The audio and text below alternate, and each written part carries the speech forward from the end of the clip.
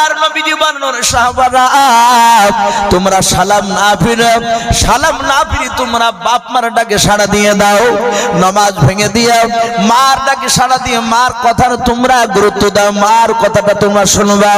আল্লাহর নবীজি ডাক দিয়ে বলেন ওরে সাহাবা পিতা মাতার পায়ে তলে হচ্ছে জান্নাত।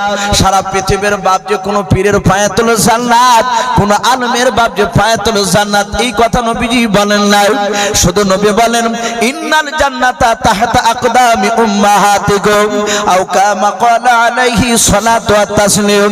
আল্লাহর নবীজি বলেন ওরে আমার সাহাবারা বাপ মার পায়ে তলে জান্নাত, হুমা জান্নাতুকা হুমা নারুকা। শুনে নাও, তোমার বাপ মার কাছে যদি খুশি করতে পারো তাহলে তোমার বাপ মার পায়ের তলাটা জান্নাতি হয়ে যাবে। ওরে আমার সাহাবা যদি তোমার বাপ মাকে যদি নারাজ করে দাও, যদি খুশি যদি না করতে পারো, অখুশি হয়ে যদি হয়ে যায়, তাহলে তোমার বাপ মার পায়ের তলাটা তোমাদের জন্য জাহান্নামের গর্ত হয়ে যাবে। আল্লাহর নবীর সাহাবা সাইদ রাদিয়াল্লাহু তাআলা আনহু উটের লাগাম ধরে বাবা পেছন দিকে আপনার ঘুরে তাকালেন, মা ডাক দিতেছে দরজারে দাঁড়িয়ে, ও বেটা সেই তুমি দাঁড়িয়ে যাও। হযরত সাইদ উটের লাগাম ধরে দাঁড়িয়ে ডাক দিয়ে বলে মা তুমি কেন আমাকে ডাক দিতেছো, তুমি বলো। সাইদ রাদিয়াল্লাহু তাআলা আনহুর মা ডাক দিয়ে বলে বেটা রে আমি তোমাকে ব্যক্তিগত ডাকতে আসি নাই, তোমাকে আমি ব্যক্তিগত ডাক দিই নাই। বলে কেন ডাক দিয়েছে, কে ডাক দিতেছে বলো তোমাকে। সাইদ রাদিয়াল্লাহু তাআলা আনহু ডাক দিয়ে বলছেন তার মাকে, বলে মা কে তোমাকে ডাক দিতে বলেছে বলো।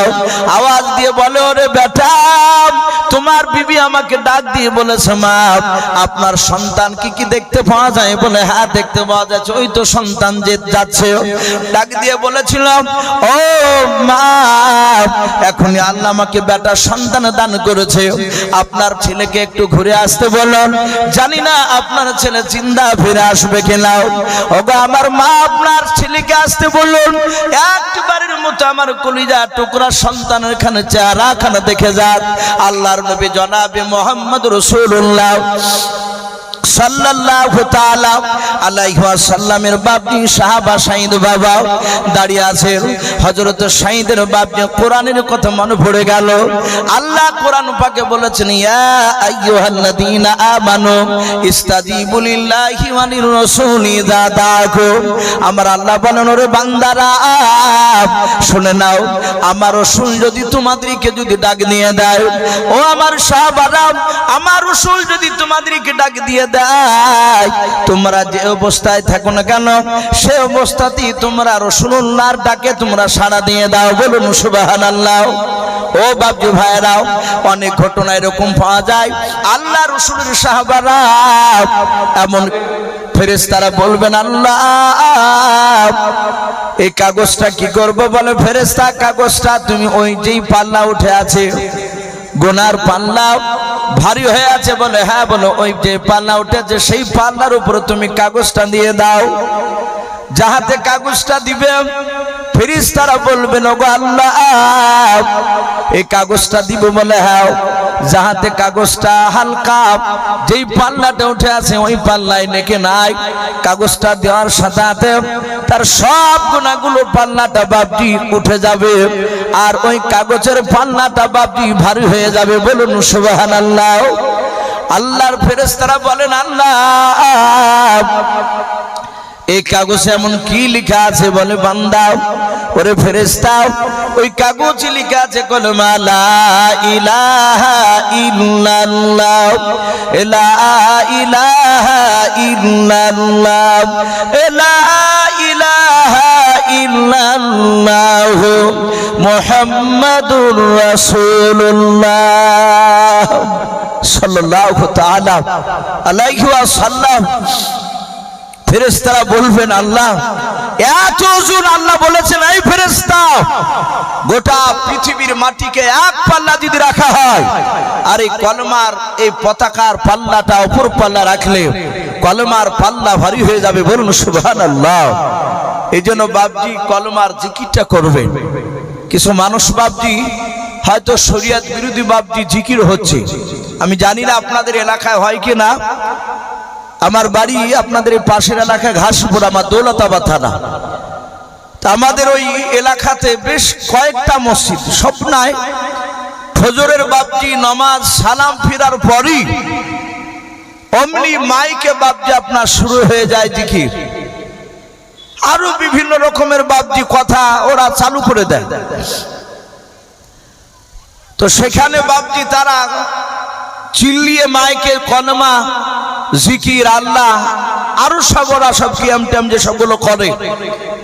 অনেক মানুষ বাপজি জামাতে নামাজ পায় না, এরকম হয় না আপনাদের মহল্লায়? প্রায় গ্রামে দেখবেন বাড়ি থেকে অজু করে যেতে যেতে হয়তো সালাম ফিরে দিয়েছে, হয় আপনি বাথরুমে বাড়িতে ছিলেন, একটু হয়তো দেরি হয়ে গেছে, রাস্তায় যখন যাচ্ছে মসজিদে ঢুকছে অমনি ইমাম সাহেব সালাম ফিরে দিয়েছে। ফজরের 2 রাকাত ফরজ নামাজ জামাতে আপনি পেলেন না। অনেক মানুষ যারা জানে বাড়ি থেকে বাপজি সুন্নাত পড়ে মসজিদে যায়, এটা করবেন মাঝে মাঝে বাপ। রসুলের সাহাবাদের সুন্নাত ছিল, তাদের আমল ছিল, সাহাবারা সুন্নাত নফল নামাজ বাড়িতে পড়তে, ফজর কিংবা যে কোনো ফরজ নামাজ তারা জামাতে পড়তেন, তারা জামাত ছাড়তেন না। হাইয়া আলা সালাহ হাইয়া আলাল ফালাহ এ শুনলেই সাহাবারা দৌড়াতো। আজ আমাদের গুরুত্ব নেই বাপ নামাজের। এখন বলেন ওই লোকটা মসজিদে যাওয়ার পর যদি ইমাম সালাম ফিরে দেয়, এরে তো নামাজ হয়ে গেল, ওই লোকটা কি বাড়ি ফিরে আসবে না মসজিদে ঢুকে নামাজ পড়বে? বলেন একটু, মসজিদে পড়বে। এখন ওদিকে যদি বাপজি মসজিদের ভিতরই সব মুসল্লিরা যারা জামাতে নামাজ আদায় করেছে ইমাম সহ, ও যদি মাইকে যদি জিকির করে আর ওই ঘরে যদি মসজিদের ভিতরে পাশে নামাজ পড়ে, তার নামাজ ঠিক হবে বাপ? যে নামাজ পড়বে তার আওয়াজে ঠিক হবে না। আবার অনেক মা বোনেরা বাড়িতে নামাজ পড়ে, ওর মাইকের আওয়াজ প্রায় 1-2 কিলোমিটার মধ্যে যায়, বাড়িতে মা বোনেরা নামাজ পড়লে ওদেরও নামাজে ডিস্টার্ব হয়। এই সব জিকিরগুলো বাপজি শরীয়ত বিরোধী বলা হয়েছে। বাদ বাকি এমন জিকির করবেন কলমা আপনি আল্লাহ আল্লাহই করে, যে জিকিরে আপনার পাশের কোনো ইবাদতকারী ইবাদতের ব্যাঘাত না ঘটে। এটা হচ্ছে সুন্নাত তরিকা। এই জন্য বাপজি মাঝে মাঝে কলমা পড়বে। আজ যদি আপনি দুনিয়াতে না পড়েন, কিয়ামতের ময়দানে বাপজি সালাম বেরোবে না। কলমা পড়তে বললে বেরোবে না, আটকে যাবে। অনেক মুসলমান ঘরের ছেলেরা আছে অনেক কলমা পড়তে পারি না। আমরা তো বিয়ে পড়াই সমাজে, এই কলমা পড়ানোটা এটা কিন্তু শর্ত নয়, সে যদি মুসলিম হয়। কিন্তু আমরা পড়াই দেখেন এলাকায় মসজিদের ইমাম সাহেবরা এসে বিয়ে পড়ালে তাকে তোবা টোবা করা, কলমা পড়া হয়তো সে ভালো করে পড়েছে কি পড়ে না। তো অনেক মানুষকে বাপজি দেখতে পাওয়া যায়, কারো বেরোয় কারো বেরোয় না। আবার অনেক সময় দেখেন সালাম দিতে দেয়। আপনাদের এই গ্রামে বিয়ে হলে কলমা পড়ানোর পর সালাম দিতে বলে জামাইকে, যে একটু জোরে সালাম দাম দিনই কথা বলে। এটা অনেক জায়গায় প্রথা আছে যে সালামটা দিতে দেয়, যে দূরকার মানুষ অনেকে থাকে যে ছেলে একটু তুতলা তুতলা আছে নাকি, একটু জোরে সালাম দিলি তাহলে বুঝতে পারবে। একদম বাস্তব কথা বলছি, একটা ছেলেকে সালাম দিতে বলা হয়েছে। তা আসসালামু আলাইকুম এনা বলে ও উঠে বলছে ডান দিকে বাম দিকে সালাম দিতে বলেছে, ও বলছে সালাম সালাম। আদৌ কিন্তু সে কোনোদিন সালাম দেয়নি। এটা বানোয়াটি গল্প না, আমি নিজ চোখে বাস্তবে দেখেছি এটা। এই জন্য বাপজি মাঝে মাঝে জিকির কলমা আল্লাহ এসবগুলো পড়বে। হযরত ঈসা রুহুল্লাহ আলাইহিস সালাম তিনি দেখলেন পাথর ফেটে গেল, পাথরের ভিতর থেকে দেখছে একটা বৃদ্ধ মানুষ, সে কলমার জিকির করেছে। তার পাশে দেখছে বাপজি ফল। ঈসা আলাইহিস সালাম তাকে ডাক দিয়ে বললেন, এই বাপজি, এই আপনি এখানে খাবার কোথা থেকে পান? এই পাথর তো গোল পাথর ছিল, কোনো ফাটা তো ছিল না। আমি তো পাথরটাকে মারি ফাটালাম। সঙ্গে সঙ্গে বললেন এই খাবারগুলো আল্লাহর তরফ থেকে আসে। বলে বাবা তুমি কতদিন ধরে এখানে আছো? বৃদ্ধ লোকটা বলছেন আমি প্রায় 450 বছর ধরে আছি। ঈসা আলাইহিস সালাম তিনি ডাক দিয়ে বললেন বাবা তাহলে আপনি আমার চেয়ে অনেক দামি মানুষ। উনি বললেন না বাবা আমি তোমার চেয়ে দামি নয়, কিন্তু শুনে না আমি 450 বছর ধরে যে ইবাদত করেছি, কলেমার জিকির করেছি, এই কলেমা লা ইলাহা ইল্লাল্লাহ মুহাম্মাদুর রাসূলুল্লাহ, রাসূলের সব যারা আল্লাহর মাখলুকাত জিকির করেছে তারা শেষ জামানা নবী। তখন আপনার আমার রাসূল জন্ম নেয়নি।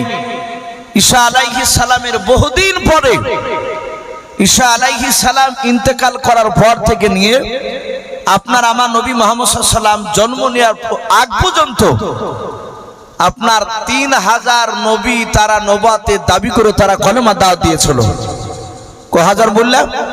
3000 ঈসা নবী আলাইহিস সালাম আসার পর থেকে নিয়ে মুহাম্মদ সাল্লাল্লাহু আলাইহি ওয়াসাল্লাম জন্ম নেওয়ার আগ পর্যন্ত 3000 নবী আল্লাহ আরো পাঠিয়েছিলেন।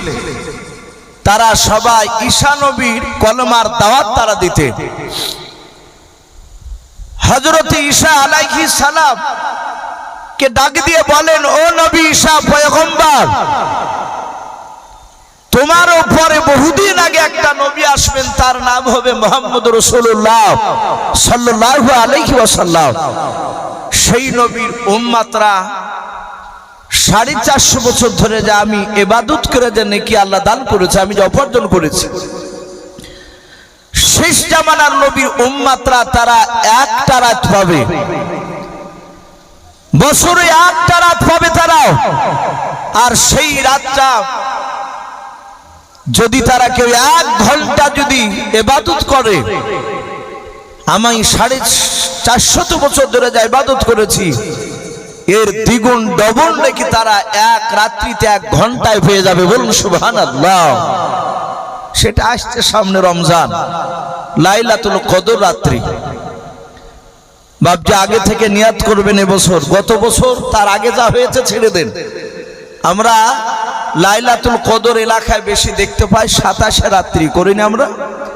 27 তারিখটাতে মসজিদে ভিড় জমা, কিন্তু 27 তারিখেই যে হবে এটা কোনো গ্যারান্টি নেই।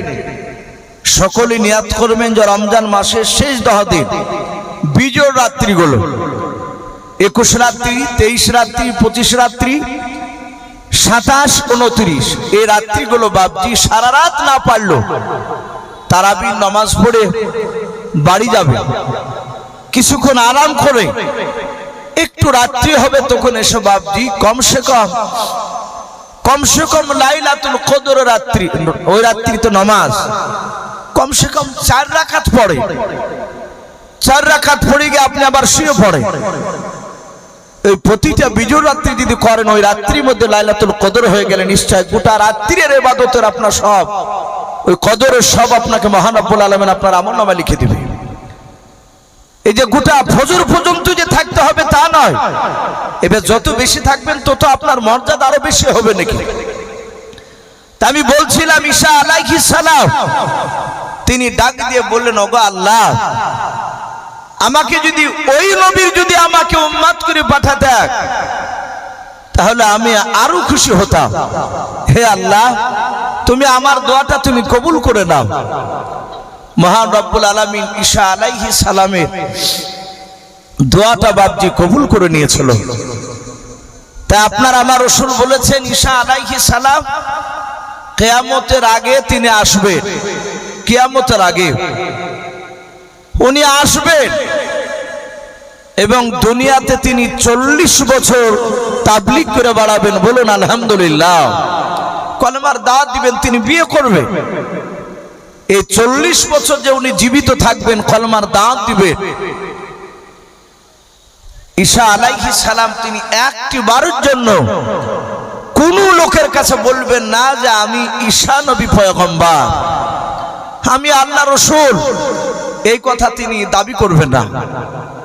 উনি 40 বছরই বলবেন যে আমি আখিরি জামানার পয়গম্বর জনাবে মোহাম্মদ রাসূলুল্লাহ সাল্লাল্লাহু আলাইহি ওয়াসাল্লামের আমি উম্মত, বলুন সুবহানাল্লাহ। এই উম্মত খুবই দামি। এই উম্মতের অনেক দাম বাবদি, অনেক রকমের বাবদি হাদিস থেকে পাওয়া যায়। হাদিসে পাওয়া গিয়েছে যে কিয়ামতের ময়দানে প্রতিটা নবীকে আল্লাহ ডাকবে। ঈসা আলাইহিস সালাম, আদম আলাইহিস সালাম, নূহ নবী, পয়গম্বর আলাইহিমুস সালাম, এক কথায় আদম থেকে নিয়ে আপনার আমার রাসূল আসার আগ পর্যন্ত যে নবী, সব নবীর উম্মতকে ডাকবেন। ডেকে প্রতিটা নবীকে ডেকে বলবেন তার উম্মতদেরকে সাথে করে নিন। বলবে, এই আদম আলাইহিস সালাম, এই নূহ নবী, পয়গম্বর, তোমরা দ্বীনের দাওয়াত দিয়েছো দুনিয়ায়। তারা সবাই, প্রতিটা নবীরা বলবে যে আল্লাহ আমরা দিয়েছি, যথেষ্ট, আপনার দ্বীনের দাওয়াত আমরা পৌঁছাচ্ছি, আপনার হুকুম আমরা মানে চলেছিলাম। বলবে তোমাদের সাক্ষী প্রতিটা নবী তার প্রতিটা উম্মতকে ডাকবে। ওই উম্মতের মধ্যে বাবজি প্রতিটা নবীরই কিছু জান্নাতি থাকবে, কিছু জাহান্নামী থাকবে। তো যারা জাহান্নামী উম্মত তারা নূহ নবী, ঈসা নবী, মুসা নবী, ইদ্রিস নবী আলাইহিমুস সালাম, এই প্রতিটা নবীর উম্মতরা তারা সামনে ডাইরেক্ট বলবেন আল্লাহকে যে আল্লাহ এরা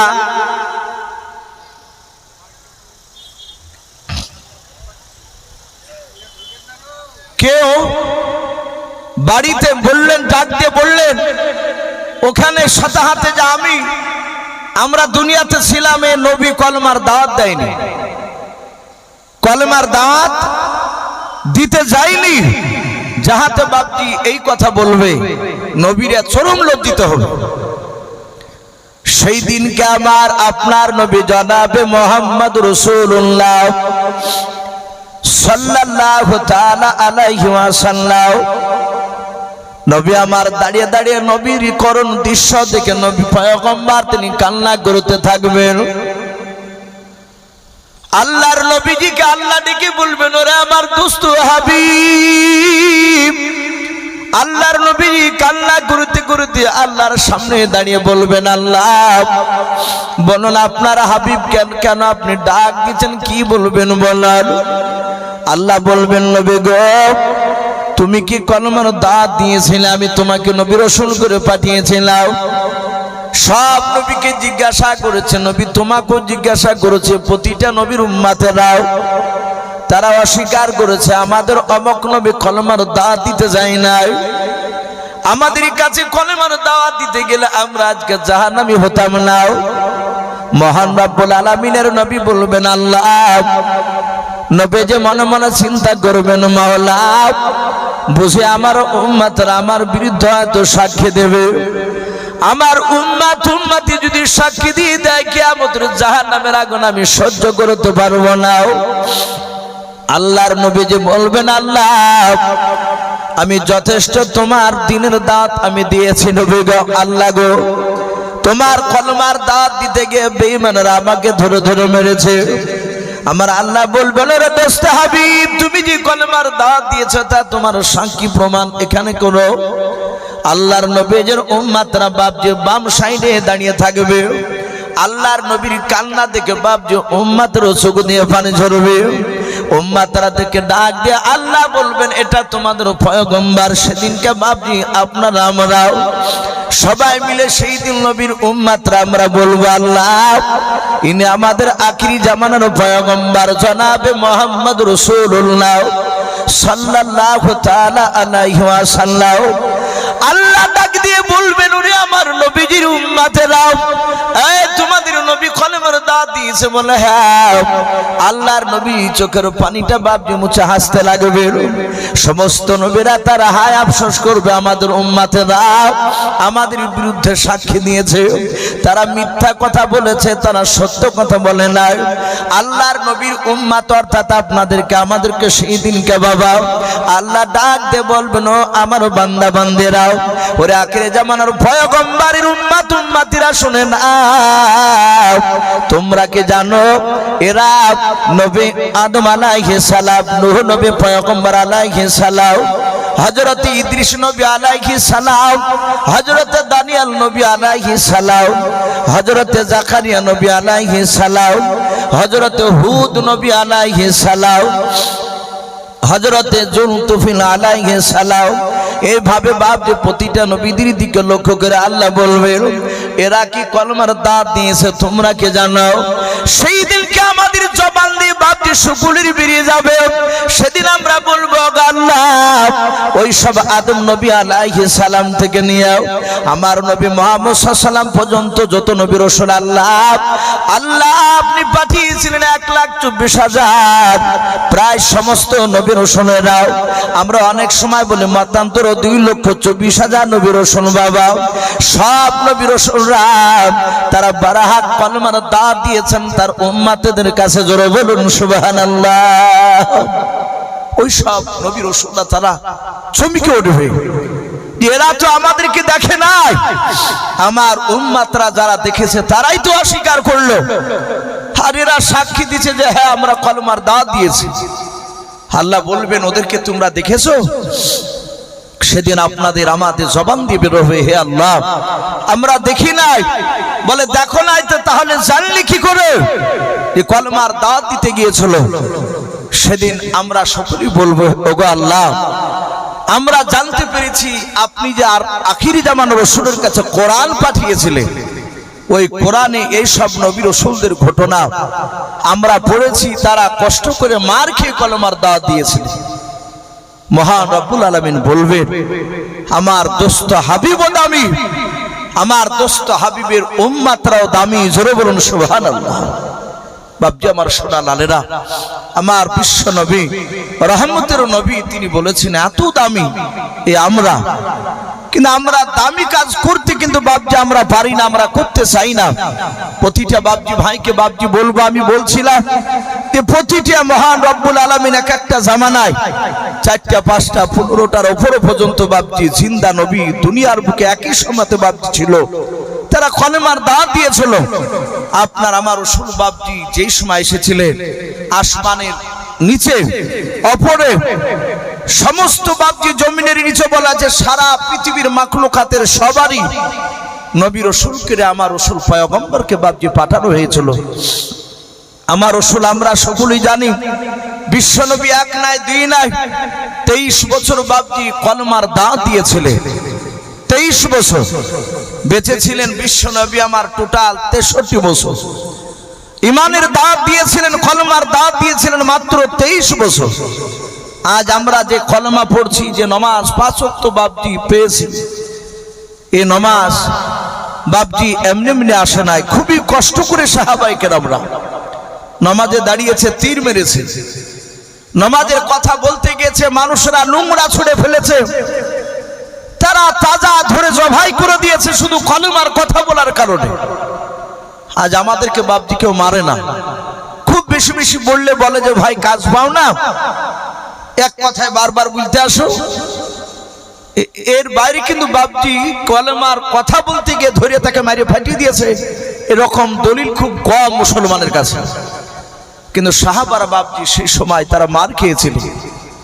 তারা সব সময় বাপজি সব লোকেরা মুসলমান ছিল না, তারা বেঈমান ছিল। তারা এমনও বাপজি গিয়েছে যে সাহাবারা এমন এমন একটা দেশে গিয়েছে, একটা লোক বাপজি তারা আল্লাহ রাসূলকে চিনে না, তারা কেউ চিনে না বিশ্ব নবীকে, নামও শুনে নাই, নবীকে দেখে নাই, নবীর সাহাবাদেরকে বাপজি চিনে নাই। সেসব লোকেদের কাছে কলমার দাওয়াত দেওয়া চরম কষ্টকর। আজ আমরা মুসলমান, পশ্চিম বাংলাতে বাপজি বেশ, মুর্শিদাবাদের বাইরে এখন আমাদেরও বাপজি মুসলমান মানুষকে বাপজি যেতে ভয় লাগছে। মানে এই বছর 1 বছর আগে বাপজি, এই বছরও বিভিন্ন জায়গায় ভারতবর্ষের বুকে বাপজি মুসলমানদেরকে এক শ্রেণীর উগ্রবাদী বেঈমানেরা, তারা দেখতে মানুষের মতো, ভিতরটা কিন্তু পশুর চেয়েও খারাপ, মুসলমানদেরকে ধরে ধরে মেরেছে। এরকম দেখা গিয়েছে কি যায় না? কথা বল, টিভিতে তো দেখেছেন খবরে, তাজা বৃদ্ধ লোক বাপজি তার চুল দাড়ি সব সাদা হয়ে গিয়েছে, ওই যে যেমন বাপজি বসে আছে, হচ্ছে বয়স্ক লোক, দাড়িকে ধরে মারছে এক শ্রেণীর বেঈমানেরা, দাড়িকে ধরে কেটে দিচ্ছে, মেরে কপাল ফেটে দিয়েছে। গরু নিয়ে যাচ্ছিল, ধরে মারতে লাগলো। ট্রেনে বাপজি যাচ্ছিল, দুসর কথা তর্ক বিতর্ক হতে হতে বাপজি ট্রেন থেকে তুলে ফেলে দিল মুসলমানকে। এখন অনেক লোক মুসলমান বলছে ভাই যেতে ভয় লাগছে, অথচ বাপজি যেখানে মুসলমানকে মারছে সেসব এলাকায় মুসলমান আছে। 1 কিলোমিটার ভিতরে না হলেও বাপজি 5 কিলোমিটার মাথা তো পাচ্ছে। কিন্তু যখন সাহাবারা কলমার দাওয়াত দিতে বাপজি যেতেন, যে সময় গোটা দেশকে দেশ বাপজি দেখা গিয়েছে একটা লোকেরও ঈমান নাই, তারা নবী রাসূলকে চিনে নাই। কিন্তু সাহাবারা বাপজি মৃত্যুর ভয় করেনি, তারা রাসূলের দ্বীনের দাওয়াত বাপজি দেওয়ার জন্য বাপজি তারা রেডি হয়ে থাকতে। আপনারা যেমন বসে আছেন আমার সামনে, আল্লাহ রাসূল মসজিদে নববীতে বক্তব্য রাখছিলেন, সাহাবায়ে কেরাম রাদিয়াল্লাহু তাআলা আনহুম আজমানগণেরা তারা রাসূলের চেহারার দিকে চেয়ে তারা সবাই বসেছিলেন। সাহাবারা জানতেন যে বিশ্ব নবীকে এত আমরা দাবি নবীকে পেয়েছি, যে নবীর চেহারার দিকে মহব্বতে তাকালে গুনাহগুলো মাফ হয়ে যেত। বলুন সুবহানাল্লাহ। এত দামি নবী আমাদের, সেই নবীর চেহারার দিকে সাহাবায়ে কেরামরা বাপজি চেয়ে থাকতেন।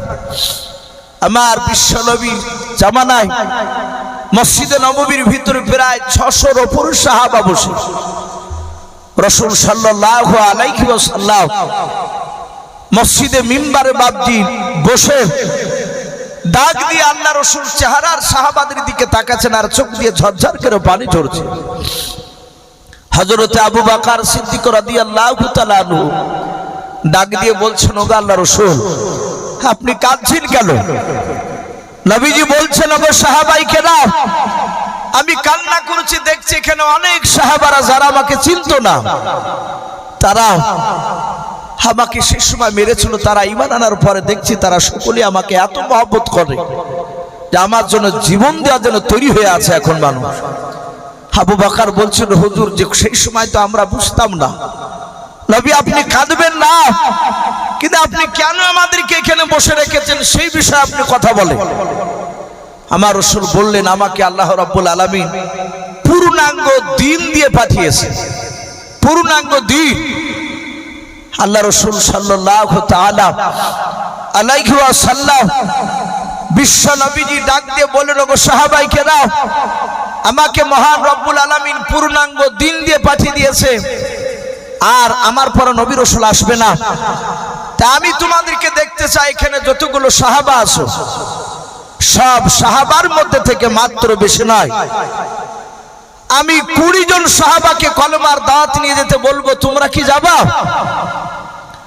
সব সাহাবারা এইভাবে হাত উঁচু করে বলেন, ইয়া রাসূলুল্লাহ ইয়া হাবিবাল্লাহ ফিদাকা আবি ওয়া উম্মি, হে নবী আপনার পদতলে আমাদের সকলের পিতামাতা কুরবান হয়ে যাক, আমরা রাজি আছি। বলুন আপনি সবাইকে পাঠাবেন না? বলে না, বলে মাত্র 20 জন।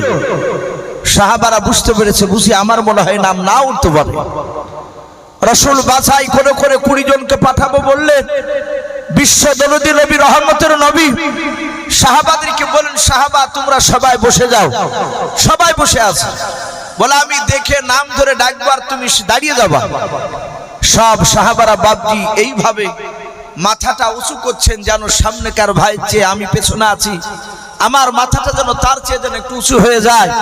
আর নবী যে মিম্বারে বসে আছে ওখান থেকে যেন আমার কপালটা চেহারাটা দেখে আমার নাম যেন 20 জনের মধ্যে ঘোষণা করে দেয়। বলুন সুবহানাল্লাহ। সাহাবারা জানেন যে ওই জায়গায় কলমার দাওয়াত দিতে গেলে মৃত্যু যদি হয়ে যায় সাথে সাথে জান্নাত পাওয়া যাবে। জোরে বলুন সুবহানাল্লাহ।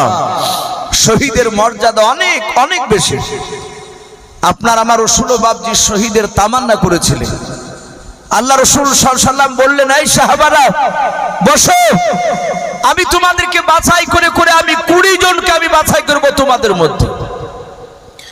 আল্লাহর নবী জনাবে মুহাম্মদ রাসূলুল্লাহ সাল্লাল্লাহু তাআলা আলাইহি ওয়াসাল্লাম নবী আমার সাহাবাদেরকে তাকানোর পর দেখলেন ওখানে বৃদ্ধ যুবক সব রকমের বাপজি সাহাবা আছে। আল্লাহর নবীজি তাকিয়ে ডাক দিয়ে বলেন, ওরে আমার শাহিদ সাহাবা কোথায় আছো, তুমি দাঁড়িয়ে যাও। হযরত শাহিদ একেবারে বাবা যুবক ছিলেন সাহাবা। তাফসীরে পাওয়া যায় তার 18 থেকে বাপজি 25-এর মধ্যে তার বয়স ছিল। ওই হযরত শাহিদ যুবক সাহাবার বাবা দাঁড়িয়ে গিয়ে আল্লাহ রাসূলকে ডাক দিয়ে বলছেন, হুজুর আমি আপনার সাহাবা শাহিদ, আপনি আমাকে ডাক দিলেন বলে হ্যাঁ। ওরে সাহাবা শাহিদ তুমি আমার ডান পাশে এসে দাঁড়িয়ে যাও। আল্লাহর নবীজি বাবা আবার তাকে তাকে বাপকে দেখতে লাগলেন কাকে ডাকা যায়। আল্লাহর নবীজি ডান দিক থেকে আর একজন যুবকের বাপের নাম ধরে ডাকলেন, যুবক তুমিও দাঁড়িয়ে যাও। যুবক দাঁড়িয়ে গিয়ে বলল, হুজুর এই তো আমি আপনার অমুক সাহাবা। আল্লাহর নবী বলে শাহিদের পাশে এসে দাঁড়িয়ে যাও। এইভাবে নবীজি 1 2 3 4 করে রে বাবা একেবারে 20টা সবাই তারা তরুণ ছিল, যুবক ছিল। 20 জনকে বাপ যে ডাকলেন। হযরত সাহাবারা অনেক ছিলেন বাপ যে বৃদ্ধ মানুষ, তারাও মনে মনে বাপ যে ভাবছেন নবীজি আমাদেরকে কেন ডাকলেন না। আল্লাহর নবীজি বলেছেন, ওরে সাহাবারা যুবকদের এত মর্যাদা আমার আল্লাহ দিয়েছেন। বিশ্বনবী বলেন একটা বৃদ্ধ মানুষ যদি বাবা লাগাতার যদি 80 রাকাত যদি নামাজ পড়ে নাই, দাড়ি পাকাওয়ালা বৃদ্ধ লোক যদি 80 রাকাত যদি বাপ নামাজ পড়ে যতটা নেকি পায়, আল্লাহর নবী বলেন আমার একটা যুবক বান্দা 2 রাকাত নামাজ পড়লে তার ডবল নেকি হয়ে যায়। বলুন সুবহানাল্লাহ।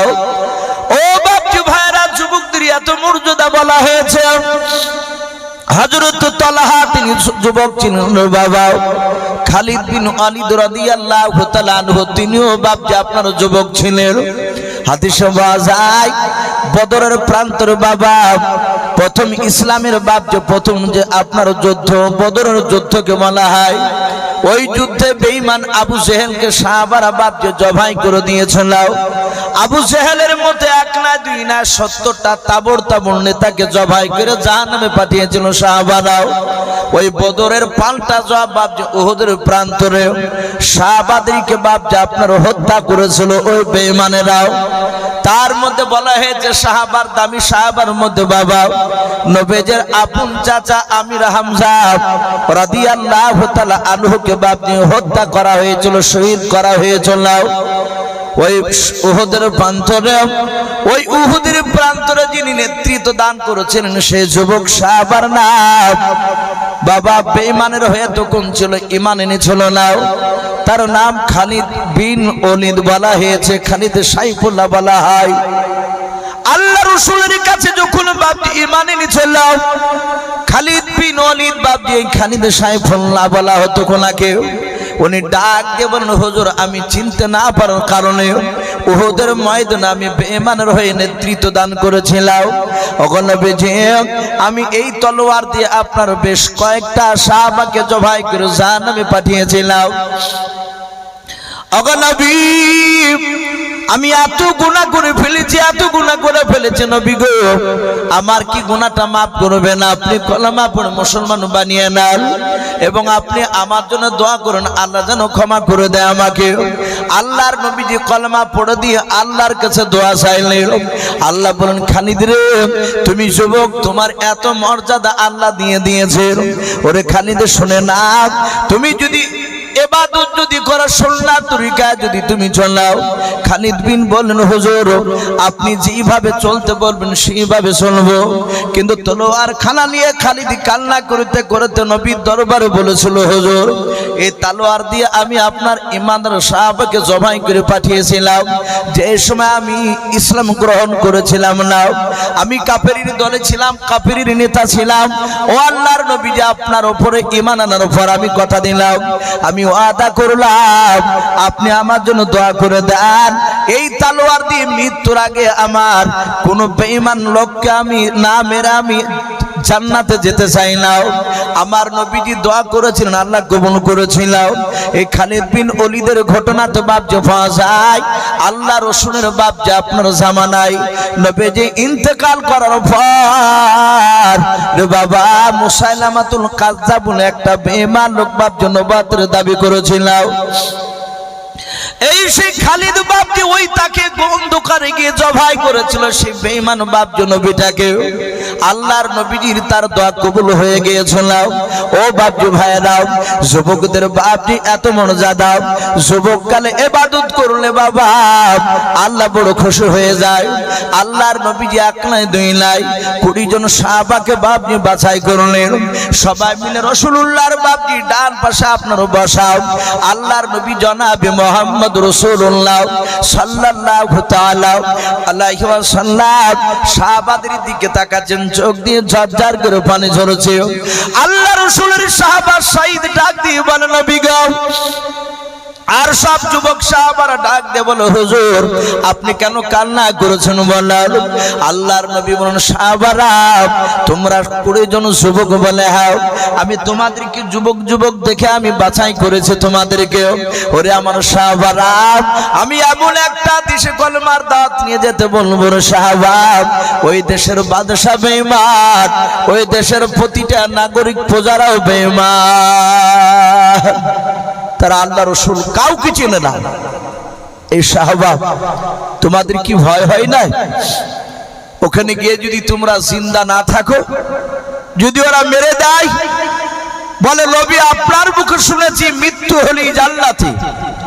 ওগো ওগো আল্লাহ রসুল, আপনি আমাদের জন্য কাঁদবেন না, আপনি দোয়া করে দেন এবং দেশটার নাম বলে দেন। ওই দেশে আমরা 20 জন যুবক যাবো কলমার দাওয়াত নিয়ে। বিশ্ব নবীজি হাত তুলে তাদের জন্য দোয়া করলেন। নবী বলেন, সাহাবা তোমরা কেউ যেন হিংসাহাংসি করবা না। আমি তোমাদের 20 জনের মধ্যে শহীদকে নেতা বানালাম। এই শহীদ আমার বাড়ি থেকে এখান থেকে যাওয়ার পর বাড়িতে ফিরে আসা পর্যন্ত শহীদ যেইভাবে নেতৃত্ব দিবে সেই নেতৃত্ব তোমাদেরকে মানা লাগবে। বলো হুজুর আপনি নেতা বানিয়েছেন, আপনার নেতাকে অস্বীকার করলে জান্নাত পাওয়া যাবে না। আমরা যে 19 জন সাথী ভাই শহীদকে দিয়ে 20, আমরা শহীদ বাদ দিয়ে 19টা যুবক ভাই সবাই শহীদকে আমরা নেতা বলে মেনে নিলাম। বিশ্ব নবীজি বললেন, যাও আমি দোয়া করে দিলাম, তোমরা আপন আপন বিবি বাল বাচ্চার কাছ থেকে দোয়া নিয়ে এসো, ক্ষমা চেয়ে নিয়ে এসো। আমার বিশ্ব রসুলের সাহাবারা বাপজি তারা বাড়ি চলে গেলে, যাবার সময় কিতাবে লিখেছে তারা মদিনার চৌরাস্তার মোড়ে, যেমন আপনাদের এই যে আমিনাবাদ মাদ্রাসা, একটা ভালো জায়গা, একটা মুড টাইপের মতো জায়গা, এই রকম জায়গায় দাঁড়িয়ে মদিনাতে হযরতে সাঈদ বলেছিল, ভাই রসুলের কাছ থেকে অনেকটা দূর চলে এসেছে, আমি হচ্ছি তোমাদের নেতা, শোনো ভাই আমরা এখনই বাড়ি যাব আপন আপন বিবি বাল বাচ্চার কাছ থেকে দোয়া নিতে, কিন্তু একসঙ্গে তো সবাই আসতে পারবো না, যে আগে আসবা সে মদিনার চৌরাস্তার এই মোড়ে সে অপেক্ষা করবা যারা আসবে না তাদের জন্য। বলে হুজুর চিন্তা নাই, চলুন। সবাই চলে গেল, 19টা সাথী ভাই শহীদ বাদ দিয়ে তারা সবাই বাপজি আপন আপন বিবি বাল বাচ্চার কাছ থেকে দোয়া নিয়ে তারা সবাই মিলে বাপজি চলে আসলো চৌরাস্তার মোড়ে বাপজি মদিনায়। তারা সবাই অপেক্ষায় শহীদ কখন আসবে। শহীদ গিয়েছে, বাপজি আমি আপনাদেরকে বলবো মাঝে মাঝে বাপজি বিবির কাছে ক্ষমা চাইবে। মা বোনেরা যারা পর্দার আড়াল থেকে কথাগুলো শুনছেন, আমি মা বোনেদেরকেও বলবো আপনারাও আপনাদের স্বামীর কাছে ক্ষমা চাইবে। নবী বলেছেন হুকুকুল্লাহ হুকুকুল ইবাদ, বান্দার সাথে যে বান্দার কিছু হক রয়েছে মৃত্যুর আগ পর্যন্ত সে হক আদায় করে না যেতে পারলে কিয়ামতের ময়দানে আল্লাহ রাসূল বলেন আল্লাহ তাকে মাফ করবে না। এই জন্য বাপজি সাহাবারা বাড়ি থেকে বেরোলি তারা ক্ষমা চাইতে, আমরা চাই না, আমাদেরকে লজ্জা লাগে। হযরত শহীদ তার অর্ধাঙ্গিনী বিবির কাছে গিয়ে গোটা মদিনা রাসূলুল্লাহর মসজিদে নববীর ঘটনা শোনালে, বলছে বিবিরে আমাকে নেতা বানিয়েছে রাসূলুল্লাহ, এমন একটা দেশে দিনের দাওয়াত নিয়ে যেতে বলেছে সেই দেশের বাদশা বেঈমান, সেই দেশের প্রতিটা নাগরিক বেঈমান। ওরে বিবি, আমি জানি না সেখান থেকে জিন্দা ফিরে আসবো কিনা। বিবি, আমি তোমার পূর্ণাঙ্গ হক বুঝে আদায় করতে পারিনি, তাই তুমি আমাকে ক্ষমা করে দাও। আর যদি আল্লাহ জিন্দা ফিরিয়ে নিয়ে আসে তাহলে আবার হক আদায় করার চেষ্টা করব। অর্ধাঙ্গিনী বিবি শাহিদের কানতে কানতে বলেন, স্বামী গো, আমিও তো বুঝি পূর্ণাঙ্গ আপনার হক আদায় করতে পারিনি, আপনি আমাকে ক্ষমা করে দেন। শাহিদ ক্ষমা করেন, শাহিদের স্ত্রী ক্ষমা করে দিলে। মুফাসসিরিন কেরাম লিখেন, শাহিদের স্ত্রী পেটে ছিল বাচ্চা, তখনও বাপজি বাচ্চাটা সে সমাজও জন্ম নেয়নি। হযরত শাহিদ রাদিয়াল্লাহু তাআলা আনহু নিজের বিবির কাছ থেকে দোয়া নিয়ে তার পাশের ঘরে বাপজি জনম দুঃখিনী মা আছে, মার কাছে গিয়েছে বাপজি ক্ষমা চাইতে, মার কাছ থেকে দোয়া নিতে চাই গিয়েছে। আজ আমরা এখানে অনেক মানুষ বাপজি হতভাগা আছি। বাপজি যারা যুবক আছি তারা বৃদ্ধর কথা বাপজি ভালো লাগে না। দাদু বেঁচে থাকলে দাদি নাই, কিংবা হয়তো দাদু বেঁচে নাই দাদি বেঁচে আছে। অনেক মানুষের বাপজি আব্বা মারা গিয়েছে, মা বেঁচে আছে। অনেকের আবার মা মারা গিয়েছে, বাপ বেঁচে আছে। কিন্তু যুবকরা বাপজি আমরা সেই বাপ মরার মর্ম এখনো বুঝতে পারি নাই। অনেক যুবক ছেলেদের দেখা যায় একটা মানুষের যদি 4টে ছেলে থাকে, বাড়ি হয়তো তার 2 কাঠা জায়গা, ওই এক জায়গায় 4 বেটা আটবে না, ওখানে হয়তো 2 কাঠায় একটা বেটা হয়তো আছে, কি 2টে কোন রকমের দুজনায় আছে ওখানে, আর 2টে একটু দূরে বাড়ি করেছে। অনেক সময় দেখা যায় যুবকরা বাইরে কাজে যায়, তার মা হয়তো অন্য বেটা, অন্য ওই ছেলেটার হয়তো অন্য ভাইয়ের কাছে আছে। মাঝে মাঝে তার মা খোঁজ নেয় যে তার নাতির কাছ থেকে, যে তোর আব্বা কি করছে? বলে আব্বা মাঠে গিয়েছে। ভালো আছে? বলে হ্যাঁ। হঠাৎ একদিন বাপজি সেই যুবক বাইরে চলে গেছে, বোম্বাই কাজে, কেরালায়, যেমন আমাদের সন্তানরা যায়। প্রায় 10 দিন পর বাপজি তার নাতির সাথে দেখা হয়েছে। সে বৃদ্ধা মেয়েটা বলছে, তোর আব্বা বাড়িতে নাই? বলে না তো। বলে কোথায় গিয়েছে? বলে আজ কেরালা হলো 14 দিন, 10 দিন হলো কেরালায় চলে গেছে। বলে 10 দিন হয়ে গেল? বলে হ্যাঁ। হতভাগা তার মাকে একটু দেখা করতে আসেনি, দোয়া নিতে আসেনি। অনেক মানুষ বাপজি আছে, অনেক বৃদ্ধা হয়ে গেলে ধরে ধরে মারছে। আমরা মা বাপের দিকে বাপজি গুরুত্ব দিই না। মনে রাখবেন, আপনার বাপ মাকে যদি আপনি ভালো করে না দেখেন, আপনিও বৃদ্ধ হয়ে গেলে আপনার সন্তান আপনাকে ভালো করে দেখবে না। একই কেস ঘটবে, বেশিরভাগ দেখা যায় এরকম। হযরত শাহিদ রাদিয়াল্লাহু তাআলা আনহু তিনি জানতেন যে মার কাছে দোয়া না চাইতে গেলে, মার নজরের দিকে, চেহারার দিকে একবার তাকালে, নজর করলে একটা কবুলিয়াত হজের সব পাওয়া যায়। বলুন সুবহানাল্লাহ। কবুলিয়াত হজের সব। বাপ মা এত মর্যাদা পূর্ণ।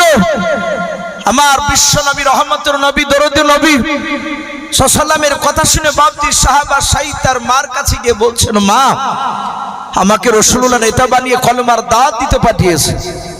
বলে কোন দেশে বাবা? বলে দেশটার নাম রাসূলুল্লাহ বলেছেন বাহরাইন শরীফ। ওই দেশের বাদশা গোলাম সারওয়ার, সে বেঈমান, আল্লাহকে চিনে না, রাসূলকে চিনে না, তার নাকি প্রজারাও কে চিনে না। মা তুমি দোয়া করে দাও। শাহিদ রাদিয়াল্লাহু তাআলা আনহু বাবা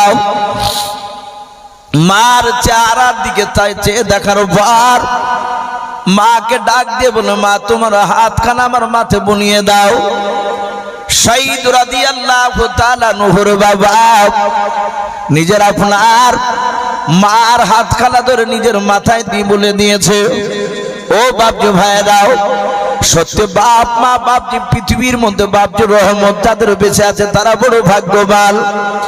আল্লাহ রসুলের বাপজি শাহিদ তার মার হাতখানা ধরে মাথায় তুলে বলে, মা তুমি আমার জন্য একটু দোয়া করে দাও, যেন রাসূলুল্লাহর কলমার দাওয়াতটা যেন সঠিকভাবে যেন বাদশার কাছে যেন পৌঁছে দিয়ে আসতে পারে। শাহিদের মা বাপজি দোয়া করে দিলেন। দোয়া করে দেওয়ার পর শাহিদ বলে, মা তুমি আমার জন্য দোয়া করে দাও, আমি চলে যাচ্ছি। শাহিদের মা বাপজি দোয়া করে দিলেন। দরজা কান থেকে বাপজি ঘোড়ায় চেপে বাবা নাই উঠে চেপে বাপজি আপনারা হাতটা শুরু করলেন। হযরত শাহিদ রাদিয়াল্লাহু তাআলা আনহু প্রায় মোটামুটি বাবা এক নাই দুই নাই প্রায় 25 থেকে 30 হাত বাপজির সামনে দিকে পা ফেলেছে।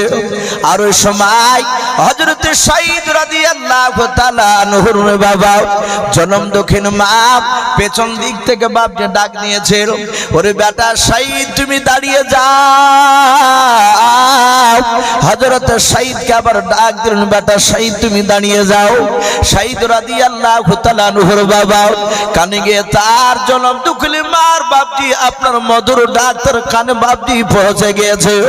হযরত সাঈদ রাদিয়াল্লাহু তাআলা আনহু তিনি শুনেছিলেন আল্লাহর নবী বলেন, গো সাহাবায়ে কেরাম শুনে নাও, আল্লাহর নবীজি হাজার হাজার সাহাবাদেরকে নিয়ে বাপজি মসজিদ নববীতে বসে রেখে আল্লাহর দরুদ নবী বাপ মার বাপজি মর্যাদার কথা আলোচনা করতে করতে নবী আমার ডাক দিয়ে বলেন, সাহাবারা শুনে নাও, তোমরা যদি ফরজ নামাজ আর ওয়াজিব নামাজ সুন্নাত নামাজ তিনটা বাদ দিও, ওরে আমার সাহাবারা শুনে নাও, আল্লাহ রাসূল ডাক দিয়ে বলছেন, কেমন সাহাবারা যদি তোমরা নফল নামাজে যদি দাঁড়িয়ে যাও আর যদি ওই সময় যদি তোমার বাপ মা যদি ডাক দিয়ে দেয় তোমার সালাম ফেরা হয় নাই, তুমি মনে মনে চিন্তা করবা যে আমার নামাজে তো সবে মাত্র আমি দাঁড়ালাম, 2 রাকাত নফল নামাজে দাঁড়িয়েছি, নামাজ তো শেষ হয় নাই, মা ডাক দিতেছে, বাপ ডাক দিতেছে। আল্লাহর নবীজি বলেন, সাহাবারা তোমরা সালাম না ফিরে তোমরা বাপ মার ডাকে সাড়া দিয়ে দাও, নামাজ ভেঙে দিয়ে মার ডাকে সাড়া দিয়ে মার কথা তোমরা গুরুত্ব দাও, মার কথাটা তোমরা শুনবা। আল্লাহর নবীজি ডাক দিয়ে বলেন, ওরে সাহাবা পিতা মাতার পায়ে তোলা হচ্ছে জান্নাত, সারা পৃথিবীর বাপ যে কোনো পীরের পায়ে তোলা জান্নাত, কোন আলেমের বাপ যে পায়ে তোলা জান্নাত, এই কথা নবীজি বলেন নাই, শুধু নবী বলেন ইন্নাল জান্নাতা তাহতা আকদামি উম্মাহাতিকুম আও কামা ক্বালা আলাইহি সালাতু ওয়াত তাসলিম। আল্লাহর নবীজি বলেন, ওরে আমার সাহাবারা বাপ মার পায়ে তোলা জান্নাত, হুমা জান্নাতুকা হুমা নারুকা, শুনে নাও, তোমার বাপ মার কাছে যদি খুশি করতে পারো তাহলে তোমার বাপ মার পায়ের তলাটা জান্নাতি হয়ে যাবে। ওরে আমার সাহাবা যদি তোমার বাপ মাকে যদি নারাজ করে দাও, যদি খুশি যদি না করতে পারো, অখুশি হয়ে যদি হয়ে যায় তাহলে তোমার বাপ মার পায়ের তলাটা তোমাদের জন্য জাহান্নামের গর্ত হয়ে যাবে। আল্লাহর নবীর সাহাবা সাঈদ রাদিয়াল্লাহু তাআলা আনহু উটের লাগাম ধরে বাবা পেছন দিকে আপনার ঘুরে তাকালেন, মা ডাক দিতেছে দরজায় দাঁড়িয়ে, ও বেটা সাঈদ তুমি দাঁড়িয়ে যাও। হযরত সাঈদ উটের লাগাম ধরে দাঁড়িয়ে ডাক দিয়ে বলে, মা তুমি কেন আমাকে ডাক দিতেছো, তুমি বলো। সাঈদ রাদিয়াল্লাহু তাআলা আনহুর মা ডাক দিয়ে বলে, বেটা রে আমি তোমাকে ব্যক্তিগত ডাকতে আসি নাই, তোমাকে আমি ব্যক্তিগত ডাক দিই নাই। বলে কেন ডাক দিয়েছে, কে ডাক দিতেছে বলো তোমাকে। সাঈদ রাদিয়াল্লাহু তাআলা আনহু ডাক দিয়ে বলছেন তার মাকে, বলে মা কে তোমাকে ডাক দিতে বলেছে বলো। আওয়াজ দিয়ে বলে, ওরে বেটা তোমার বিবি আমাকে ডাক দিয়ে বলেছে, মা আপনার সন্তান কি কি দেখতে পাওয়া যায়? বলে হ্যাঁ দেখতে পাওয়া যাচ্ছে, ওই তো সন্তান যে যাচ্ছে। ডাক দিয়ে বলেছিলাম, ও মা এখনই আল্লাহ আমাকে বেটা সন্তান দান করেছে, আপনার ছেলেকে একটু ঘুরে আসতে বলুন, জানি না আপনার ছেলে জিন্দা ফিরে আসবে কিনা। ওগো আমার মা আপনার ছেলেকে আসতে বলুন, একবারের মতো আমার কলিজা টুকরা সন্তানের খানে চেহারা খানা দেখে যান। আল্লাহর নবী জনাবে মুহাম্মদ রাসূলুল্লাহ সাল্লাল্লাহু তাআলা আলাইহি ওয়াসাল্লামের বাপজি সাহাবা সাঈদ বাবা দাঁড়িয়ে আছেন। হযরত সাঈদের বাপজি কোরআনের কথা মনে পড়ে গেল। আল্লাহ কোরআন পাকে বলেছেন, ইয়া আইয়ুহাল্লাযীনা আমানু ইস্তাজিবু লিল্লাহি ওয়া লির রাসূলি ইযা দাআকুম। আমার আল্লাহ বলেন, ওরে বান্দারা শুনে নাও, আমার রাসূল যদি তোমাদেরকে যদি ডাক দিয়ে দেয়, ও আমার সাহাবারা আমার রাসূল যদি তোমাদেরকে ডাক দিয়ে দেয়, তোমরা যে অবস্থায় থাকো না কেন সে অবস্থাতেই তোমরা রাসূলুল্লাহর ডাকে তোমরা সাড়া দিয়ে দাও। বলুন সুবহানাল্লাহ। ও বাপজি ভাইরাও, অনেক ঘটনা এরকম পাওয়া যায়। আল্লাহ রাসূলের সাহাবারা এমন কি বাবা খাবার খেতে খেতে নবীর ডাক পেয়েছে, দৌড়ে চলে গিয়েছে।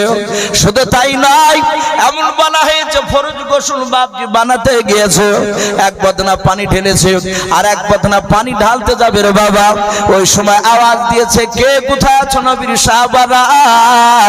আমার রাসূলকে বেঈমানেরা হত্যা করতে আসছে, তোমরা দৌড়ে এসো নবীকে বাঁচানোর জন্য। সাহাবা বাপজি ফরজ গোসল বাদ দিয়ে হযরত বাপজি হানজালা রাদিয়াল্লাহু তাআলা আনহুর নাম অনেকেই বাপজি শুনেছেন এই ঘটনা। হানজালা ফরজ গোসল পূর্ণাঙ্গ না করে দৌড়ে গিয়েছিল। ও বাপজি ভাইরাও, হানজালা রাদিয়াল্লাহু তাআলা আনহুর ব্যাপারে বাপজি হাদিসে পাওয়া যায়, আল্লাহ কোরআনে বলেন, ইয়া আইয়ুহাল্লাযীনা আমানু ইস্তাজিবু লিল্লাহি ওয়া লিরাসূলি ইযা দাআকুম।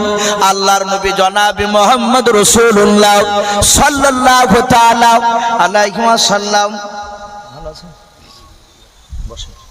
আল্লাহর নবী জনাবে মুহাম্মদ রাসূলুল্লাহ সাল্লাল্লাহু তাআলা আলাইহি ওয়াসাল্লামকে আয়াতটা বাপজি জিবরিলের মারফতে জানিয়ে দেওয়া হয়। আল্লাহর নবীজি সাহাবাদেরকে বলে দিয়েছিলেন, কিন্তু আল্লাহর রাসূল বাপজি নবীর সুন্নাত তরিকায় আল্লাহর নবী বলেছেন, ওগো আমার সাহাবায়ে কেরাম, কোন যুবক যদি তোমরা বিয়ে করে নাও, বিয়ে করার পর ও সাহাবারা শুনে নাও, তোমরা বিয়ে করার পর বিয়ে করার দিন থেকে নিয়ে পর 3 দিন পর্যন্ত শুনে নাও, তোমার রাসূল ডাক দিল তোমরা যাবে না। যারা বিয়ে করবা তাদের জন্য আমি রাসূলুল্লাহ পয়গম্বর তোমাদেরকে রুখসাত ছাড় দিয়ে দিলাম। এই শুনে নাও, তোমাদের বিয়ে হলে সেই দিন আমি যদি ডাকি আর আসবে না, পরের দিন আসবে না, তোমরা 3 দিন আসবে না, তোমাদের স্ত্রীকে নিয়ে আনন্দ করবা। এটা রাসূলুল্লাহ বলেছিলেন। হযরত বাপজি হানজালা রাদিয়াল্লাহু তাআলা আনহু তিনি বিয়ে করার পর সেই রাত্রি বাসর ঘরে হানজালা ফরজ গোসল বানাতে যাচ্ছে ফজরের আজানের আগে বাপজি গোসল করা এটা অবশ্যই দরকার, যদি ফরজ গোসলে যদি প্রয়োজন হয়। অনেক মানুষরা আছে আমাদেরকে অনেক সময় মশলা জিজ্ঞাসা করে, অনেক সময় জিজ্ঞাসা করে যে ফরজ গোসল আমার উপরে ফরজ গোসল হয়ে গিয়েছে, কিন্তু আমি গোসল করতে যাইনি, সকাল 10টার সময় গোসল করছি, এতে কোনো অসুবিধা আছে? এতে চরম গুনাহ বাপজি। আমার বিশ্ব রাসূলের সাহাবারা তাদের স্বামী স্ত্রীর সঙ্গে যদি কোনো গোপনীয় প্রয়োজন থাকলে ফরজ গোসল বাপজি ফজরের আজানের আগেই বাপজি তারা করে নিতে, জামাতে নামাজ পড়ার জন্য বাপজি সাহাবারা তৈরি হয়ে যেতে। হানজালার স্ত্রী বাপজি পানি দিয়েছে, হানজালাকে গোসল বানাচ্ছে, ডাক দিয়েছে, আর হানজালা বদনার পানিকে ফেলে দিয়ে বলছে, বিবি এখনই আমাকে ঘর থেকে তলোয়ার আর ঢাল নিয়ে এসে দাও। হানজালার স্ত্রী দৌড়ে গিয়ে তলোয়ার ঢাল নিয়ে এসে দিল। বলে, স্বামী যাচ্ছেন কোথায়? বলে, আমি রাসূলুল্লাহকে বেঈমানেরা মারতে এসেছে, ডাক এসেছে আমার কানে, আর দাঁড়ানো যাবে না, এক্ষুনি আমাকে দৌড়াতে হবে। হযরতে সাইদের নয় হানজালার স্ত্রী ডাক দিয়ে বলেছিল, ওগো প্রাণের স্বামী, দিনের বেলায় ভালো করে আপনার দিকে চোখ তুলে ভালো করে দেখতে পাইনি। এখন তো বাপজি এখনকার ছেলে মেয়েদের বিয়ে হলে বাপজি আর তো দেখা দেখির কোনো লজ্জার কোনো ব্যাপারই নাই। ও বিয়ের গাড়িতে বাপজি যেতে যেতে বাপজি উঠার তারিখে চলছে অনেক। হযরতে হানজালার বিবি বলছেন, আমি আপনার চেহারার দিকে দিনের বেলায় ভালো করে তাকাতে পারিনি লজ্জায়, বাসর ঘরে অন্ধকারে আপনার চেহারা ভালো করে দেখি নাই। ওগো স্বামী, আপনাকে আমি বারণ করব না, আমি জাইতুন তেলের একটু আলা নিয়ে এসে আমি আপনার চেহারাখানা একটু দেখতে চাই। যদি আপনার ইন্তেকাল হয়ে যায়, কিয়ামতের ময়দানে যেদিন কোটি কোটি মানুষের সমাগম হবে, সেই দিন যেন আমি আপনাকে দেখে যেন আমি চিনতে পারি আপনি আমার স্বামী। হযরতে হানজালা স্ত্রীর কথা শুনে বাপজি চুল পরিমাণ বাপজি আপনার কাঁদলেন না, হাসছেন আর বলছেন, বিবি ক্ষমা করে দাও, তোমার হক আদায় করতে পারলাম না, এই পর্যন্তই তোমার সাথে আমার দেখা। বিবি শুনে নাও, যদি জিন্দা ফিরে আসি তাহলে কথা হবে, আর না ফিরে আসলে এই পর্যন্ত শেষ। দোয়া করবা আমার জন্য, দোয়া করে দেবা। হযরতে হানজালা চলে গিয়েছেন, যুদ্ধ করতে করতে হানজালা শহীদ হয়ে গিয়েছেন। হানজালার স্ত্রী বোরখা পরা অবস্থায় পর্দার শহীদ বাপজি দাঁড়িয়ে আছে রাস্তার ধারে। সাহাবারা যুদ্ধে বাপজি জয় হওয়ার পর দলে দলে বাপজি সাহাবারা চলে যাচ্ছে রাসূলুল্লাহ পেছনে। হানজালার স্ত্রী আল্লাহ রসুলকে পেছন দিক থেকে ডাকতে বললেন, ও আল্লাহ রসুল, বেয়াদবি হলো, মাফ করবে। নবী, আমি অনেকক্ষণ ধরে দাঁড়িয়ে আছি, দেখলাম আপনার দলে দলে সাহাবা তারা বাড়ি চলে গেল, আমার স্বামীকে আপনার ওই সাহাবার মধ্যে পেলাম না। ও আল্লাহ রসুল, আমার স্বামীকে একটু যুদ্ধের ময়দানে দেখো। আমি আপনাকে এটাও দেখতে বলতাম না, একটাই কারণে আমি এখানে দাঁড়িয়ে আছি। আমার স্বামী যখন যুদ্ধের ময়দানে যাচ্ছিল, সেই সময় নাপাক অবস্থায়, অপবিত্র অবস্থায় গিয়েছে। ওগো আল্লাহ রাসূল, আমার স্বামী যদি নাপাক হয়ে আসে, আপনি পেলে যদি ইন্তেকাল করে যায়, শহীদ যদি হয়ে যায়, তাহলে একটু পবিত্র করার ব্যবস্থা করবে। আল্লাহ রাসূল বললেন, ওগো হানজালার বিবি, আমি তো বারণ করেছিলাম যারা বিয়ে করবে তারা তিন দিন ধরে যেন না আসে। বলে আপনার ডাক শুনে, আপনার সাহাবার আওয়াজ শুনে থাকতে পারে নাই, দৌড়ে গিয়েছে। আল্লাহ রাসূল তিনি চলে গেলেন। যুদ্ধের মাঠে বাপজি খুঁজছিলেন হানজালাকে, জমিনে পেলেন না। হঠাৎ আওয়াজ আসছে, হে আল্লাহ রাসূল, হানজালার লাশ জমিনে নাই। আমরা আল্লাহর হুকুমে ফেরেশতারা জান্নাতে নিয়ে চলে গিয়েছিলাম। বলুন সুবহানাল্লাহ। কাউসারের পানিতে গোসল করে নিয়ে আসতেছি। আল্লাহর নবী বলেন, আমি দেখলাম হানজালা শুয়ে আছে, হানজালার দাড়ির আগা দিয়ে, মাথার চুলের দিয়ে আগা দিয়ে বাপজি ঠোপে ঠোপে পানি ঝরছিল। বলুন সুবহানাল্লাহ। এ পানি ফরজ গোসলের পানি নয়, কারণ যদি মনে করেন যে ফরজ গোসলের পানি অতক্ষণ ধরে থাকা সম্ভব নয়, নবী বলেন টাটকা দেখলাম পানি ঝরতেছে। হযরত হানজালা রাদিয়াল্লাহু তাআলা আনহুর এরকম দামি দামি সাহাবারা নবীর ডাক শোনার পর বাপজার পেছন দিকে ঘুরে তাকায় নাই, তারা সোজা দৌড়ে গিয়ে চলে গিয়েছে। আলী রাদিয়াল্লাহু তাআলা আনহু খৈবরের যুদ্ধে বাপজি জুলফিকার তলোয়ার নিয়ে যায় নাই। আমার আলী রাদিয়াল্লাহু তাআলা আনহু নবীজির জামাই একটা লোহার ঢাল হাতে করে নিয়ে বাপজি দৌড়াতে শুরু করেছিলেন। বাপজি আমার বলার উদ্দেশ্য এই, সাহাবায়ে কেরামরা বাপজি রাসূলের ডাক শুনে আর থাকতে পারতেন না। হযরত সাঈদ ওদিকে মা ডাক দিয়েছে যে তোমার সন্তানের চেহারাখানা দেখে যাও, তুমি জিন্দা ফিরে আসবে কি আমার আর জানা নাই। তাই তোমার বিবি বলেছে তোমার সন্তানের মুখখানা একবার দেখে যাও। তুমি ইন্তেকাল করে গেলে তোমার সন্তান বড় হলে বলবো তোমার আব্বা তোমাকে যেদিন জন্ম নেয় সেদিন তোমাকে দেখেছিল। ভাইরা আমার, বাবা জীবনেরাও, সাঈদ রাদিয়াল্লাহু তাআলা আনহু তিনি বাপজি বললেন এইভাবে হাতখানা উঁচু করে, ওগো মা, আমি তোমার ডাকে আর সাড়া দিতে পারলাম না। ওগো মা, কোরআনের আয়াতের দিকে আমি আমল করতে শুরু করে দিলাম।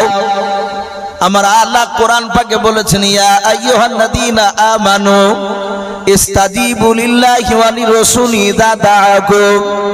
আল্লাহ রাসূলের সাহাবা ডাক দিয়ে বলেন, নবীজির ডাক শুনলে দৌড়ে চলে যাওয়া লাগবে।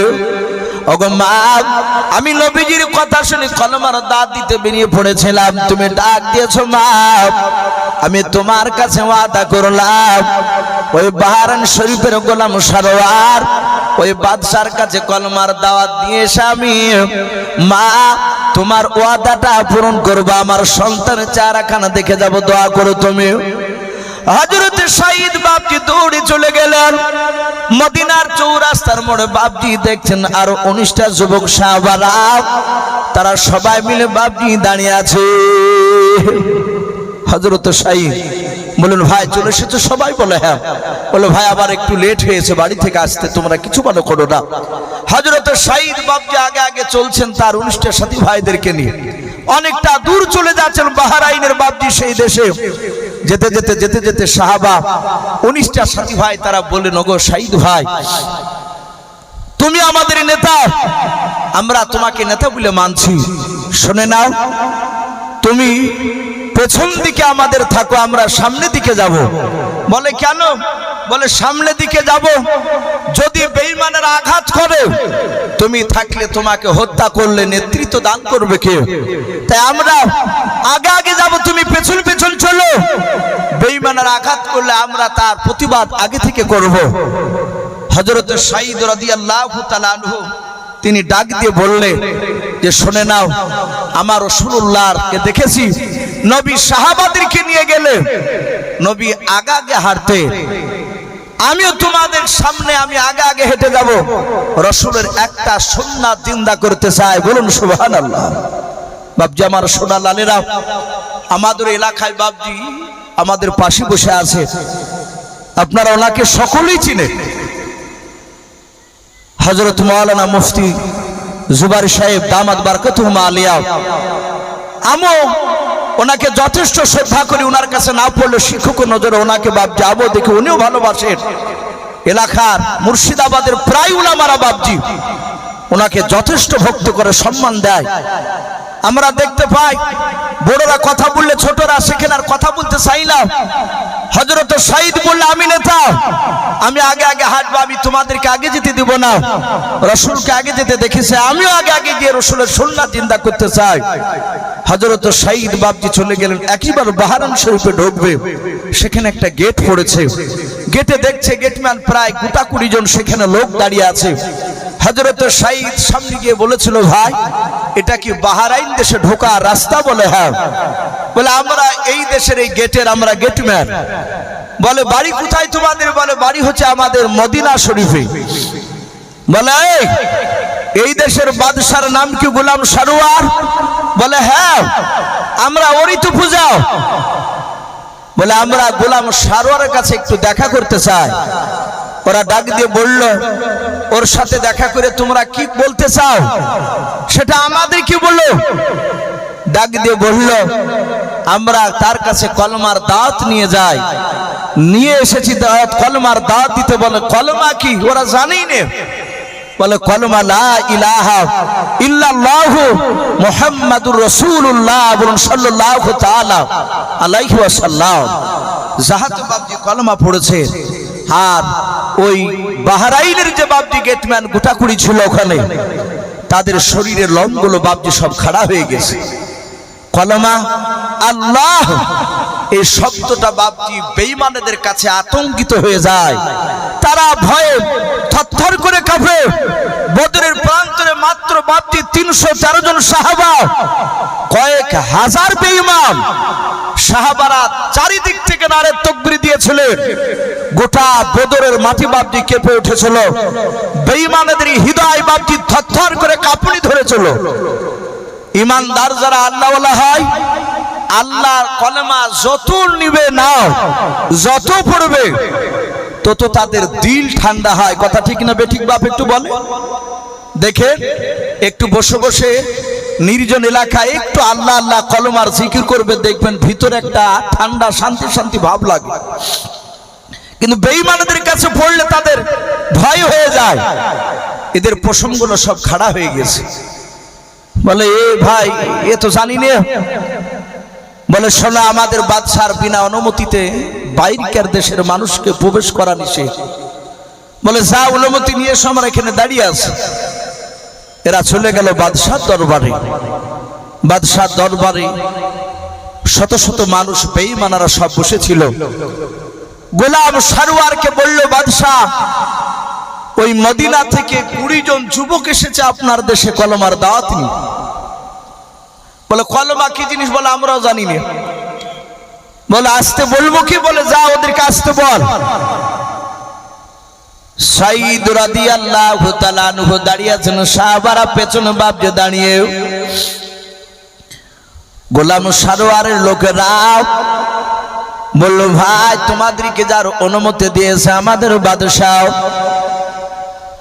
হযরত সাইদ বাপজি চলে গেলেন, গোলাম সারোয়ার বাপজি দাঁড়িয়ে রাজ দরবারের সিংহাসনে বসাও। সাইদ দাঁড়িয়ে গেলেন, ডাক দে বলল, ভাই যুবক তোমার নাম কি? সাইদ বলল, ভাই ও বাদশাহ নামদার, আমার নাম সাইদ। বলে তোমরা 20 জন এসেছো? বলে হ্যাঁ। বলে আমার সঙ্গে কে কথা ভালো করে বলবে বলাও। সাইদ বলেছিল, বাদশাহ এই 20 জন সাহাবার মধ্যে থেকে শুনে নাও, আমি নেতা, নবীজি নেতা করে বানিয়েছে আমাকে। আমি তোমার দরবারে কথা বলবো, আমার 19টা সাথী ভাইয়ের আর কেউ কথা বলবে না। বলে কেন এসেছো? বলে কলমার দাওয়াত নিয়ে আও। বলে কলমা কি জিনিস? বলে কলমা লা ইলাহা ইল্লাল্লাহু মুহাম্মাদুর রাসূলুল্লাহ সাল্লাল্লাহু তাআলা আলাইহি ওয়াসাল্লাম যাহাতে কলমা শুনলেন আর বাদশাহ সরওয়ারের প্রসঙ্গগুলো বাপজি খাড়া হয়ে গেল। ওর দরবারে শুধু বেঈমানরা ছিল, তার বাপজি প্রজারা সবাই বাপজি আপনার আতঙ্কিত হয়ে গেল। গোলাম সরওয়ার ডাক দিয়ে বলেছিল, ভাই এ পড়ে কি লাভ হবে? মোল্লাও ডাক দিয়ে বলেছিল, ভাই এই কলমা যদি তুমি পড়ে নাও, মহব্বতে যদি পড়ে নাও, তাহলে তোমার পূর্বেকার জীবনের গুনাহ আমার আল্লাহ মাফ করে দেবে। বলে রসুলের সুন্নাত অনুযায়ী চলতে হবে, আর আপনার বাপ দাদার ধর্মকে ত্যাগ করতে হবে। এই যাহাতে বাপজি বলেছে বাপ দাদার ধর্মকে বাতিল করতে হবে। আর গোলাম সরওয়ারের চোখ দুটো কুখের মতো লাল হয়ে গেল। ডাক দিয়ে বলে, এই শাহিদ, বলে আমার দেশে এসে আমার বাপ দাদার বিরুদ্ধে কথা বলাও? বলে বাঁচতে যদি চাস এক্ষুনি রাসূলুল্লাহর কলমা ছেড়ে দে, ছেড়ে দে কলমা। শাহিদ মুচকে মুচকে হাসছে আর বলছে, বাদশাহ না, আমরা ছাড়ার বান্দা নয়, আমরা রাসূলকে কলিজার ভিতরে জায়গা দিয়ে দিয়েছি, আমরা রাসূলকে ছাড়ব না। সরওয়ার বলল, আমি গোলাম সরওয়ার, আমি জবান দিয়ে যেটা বের করি সেটা বাস্তবে পরিণত করে দেখাই। কলমা যদি আমার সামনে না ছাড়িস তোরাও, আগামীকাল সকাল 10টার সময় ফাঁসির মঞ্চে তুলে হাজার হাজার আমার প্রজাদের সামনে তোদের 20 জনাকে এক এক করে জবাই করব। বল, রাজি আছিস কি? বল। জীবন যদি বাঁচাতে চাস তাহলে এক্ষুনি অস্বীকার কর তোদের নবীকে। শাহী চিৎকার করে বলল, জীবন দিতে রাজি আছি, রাসূলকে ছাড়তে রাজি নয়। বাপজি আমার সোনা লালেরাও, গোলাম সরওয়ার তার প্রজাদেরকে বলল, ধর এদেরকে, বেদরা ঘরের ভিতরে পালাতে না পারে। 20 জন সাথী ভাইকে ধরে নিয়ে গিয়ে জেলখানায় বাপজি বন্দী করে দিল ঘরের ভিতরে। হাত পা দড়ি দিয়ে বেঁধে রেখেছে যেন পালিয়ে না যায়। সরওয়ার বলল, আমার দেশের সব নাগরিককে জানিয়ে দাও, ঢোল ডাঙ্গা বাজিয়ে দাও, আগামীকাল সকাল 10টার আগে যেন অমুক ময়দানে আমার প্রজারা সব হাজির হয়ে যায়। তাদের সামনে আমরা এদেরকে এক এক করে জবাই করবো আর হাত তালি মেরে মেরে আনন্দ করব। বাপজি আমার সোনা লালেরা, আপনারা সকলেই জানেন মায়ানমার, অনেকে মিয়ানমারও বলি আমরা, ওখানে মুসলমানদেরকে বাপজি তাজা ধরে বাপজি আগুন দিয়ে পুড়িয়েছে, তাজা জিন্দা অবস্থায় বাপজি চামড়া ছাড়িয়ে নিয়েছে। এই যে হালি বাপজি ইসরায়েল এই জানোয়ার তারা আপনার ফিলিস্তিনের মুসলমানকে বাপজি মারছিল। বেশ কিছুদিন আগে বাপজি যুদ্ধ তারা বলেছে যে আমরা এখন আর করব না। ইসরায়েল চুক্তিতে বাপজি সহি করেছে, এটা অনেকে শুনেছে। তার মধ্যে বাপজি সময় সময় বাপজি তারা আক্রমণ করছে। রাসূলের জামানায় বেঈমান ইহুদিদের তাদের জবান খেলাপ করা ছিল অভ্যাস। এই ইসরায়েল এরাই এই ইহুদি, এরা বাপজি বলছে যে মারবো না, আবার ঠিক গোপনে গিয়ে বাপজি মারি দিয়ে চলে আসছে। এটা ইহুদিদের বদ অভ্যাস। তো বাপজি আমার সোনা লালেরা, তারা মুসলমানকে মারছে, ওরা আনন্দ পাচ্ছে। একটা ফিলিস্তিনের বাপজি একটা ছেলেকে ধরে নিয়ে গিয়েছে, ইসরায়েল ইহুদিদের ক্যাম্পে ভরে রেখেছে। ছেলেটা জানালা দিয়ে বাপজি চিৎকার করে ডাকছে, আব্বা আমি এখানে আছি, এরা আমাকে মারছে। ছেলেটার বাপ গিয়ে বলছেন যে আমার সন্তানকে ফিরিয়ে দেন। বললো তোমার সন্তানের নাম কি? বলে আমার সন্তানের নাম অমুক। বলে বয়স কত? বলো বয়স হচ্ছে 9 বছর। ছেলেটার বাপ বলছে আমি দেখতে পাচ্ছি ছেলের আর্তনাদ, কান্নার আওয়াজ। ইহুদি কুত্তার বাচ্চারা তারা ধরে বাপজি ভরে ছেলেটাকে শাস্তি দিচ্ছে। বললো তোমার ছেলের ওজন কতটা? প্রায় আমার ছেলে 9 বছর বয়স, ওজন প্রায় মোটামুটি প্রায় 25 কেজির উপরে হবে। ছেলের শরীর স্বাস্থ্য ভালো ছিল। বেঈমানরা তারা বাচ্চা ছেলেটাকে তাজা জিন্দা অবস্থায় বাপজি চামড়াকে ছেড়ে জবাই করে তার হাড় থেকে মাংসগুলোকে ছেড়ে কম্পিউটারে তার বাপের সামনে 25 কেজি বাপজি গোস্ত ওজন করে বলে যাও, এই গোস্ত নিয়ে বাড়ি চলে যাও। বাপজি আমার সোনা লালেরা, রাসূল সাল্লাল্লাহু তাআলা আলাইহি ওয়াসাল্লামের জামানায় রাসূলকে দাঁড় করেছে বাপজি বেঈমানরা আমার রাসূলের উম্মতকে ধরে মেরেছে। আপনারা জানেন হযরত সুমাইয়া ইসলামের ইতিহাসে বাপজি যার নাম পাওয়া যায়, সুমাইয়ার বেটার হযরত আম্মার রাদিয়াল্লাহু তাআলা আনহু, এদের মা বেটাকে বাপজি মক্কার চৌরাস্তার মোড়ে উলুঙ্গা করে হাত পা বেঁধে বর্ষা দিয়ে সুমাইয়ার বাপজি লজ্জাস্থানে আঘাত করেছিল। তাকে উলুঙ্গা করে যখন বেঁধে রেখেছিল, আমার রাসূলুল্লাহ পয়গম্বরকে আবু জেহেল বেঈমানরা ডাক দিয়েছিল। বাপজি আমার সোনা লালেরা, এরকম অনেক আছে রাসূলের সামনে ধরে মেরেছে বেঈমানেরা রাসূলের দিওয়ানা সাহাবিয়াদেরকে। হযরতে বাপজি সাঈদকে ডাক দিয়ে বলল যে আমি কাল সকাল 10টার সময় আমার হাজার হাজার লোকের সামনে জবাই করব বলে আমরা জীবন দিতে রাজি আছি। প্রচার শুরু করে দিল, অমুক ময়দানের আগে চলে এসো, 10টার আগে যেন চলে আসবা, ময়দানে সবাই হাজির হবা। এইদিকে বাপজি সাঈদ রাদিয়াল্লাহু তাআলা আনহু গভীর রাত্রিবেলা কাঁদছে, চিন্তা করছে আমার ভাইরা মৃত্যুর ভয় পেল নাকি। সাঈদ গভীর রাত্রিবেলা ডাক দিয়ে বলেছিল, আমার বন্ধুরাও, সারোয়ার বলেছে আমি জবান দিয়ে যেটা বের করি সেটা বাস্তবে পরিণত করে দেখাই। আরে ভাই আমাদেরকে বলেছে আগামীকাল সকাল 10টার সময় জবাই করে দেবে। ওগো আমার বন্ধুরা, আমি তোমাদের মধ্যে নেতা, শুনে নাও, কালকে সকালবেলা ফাঁসির মঞ্চে ওই হাজার হাজার লোকের সামনে যদি বলে ভাই আল্লাহ রাসূলকে ছেড়ে যদি দাও তাহলে তোমাদেরকে মৃত্যু থেকে ছেড়ে দেওয়া হবে।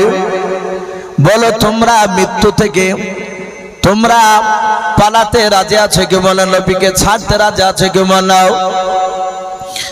হযরত সাঈদের বক্তব্য শুনে বাপজি 19টার সাথে ভাই তাদের ইমানের বাপজি ভোল্টেজ বেড়ে গিয়েছে। আমার আল্লাহ নবীজি বলেন, আমার আল্লাহর বান্দাদেরকে যত কষ্ট দিবে তত আমার আল্লাহ ইমানদার বান্দাদেরকে যত কষ্ট দেয়া হবে তত ইমানদারের ভোল্টেজ, ইমানের ভোল্টেজ বেড়ে যাবে। বলুন সুবহানাল্লাহ।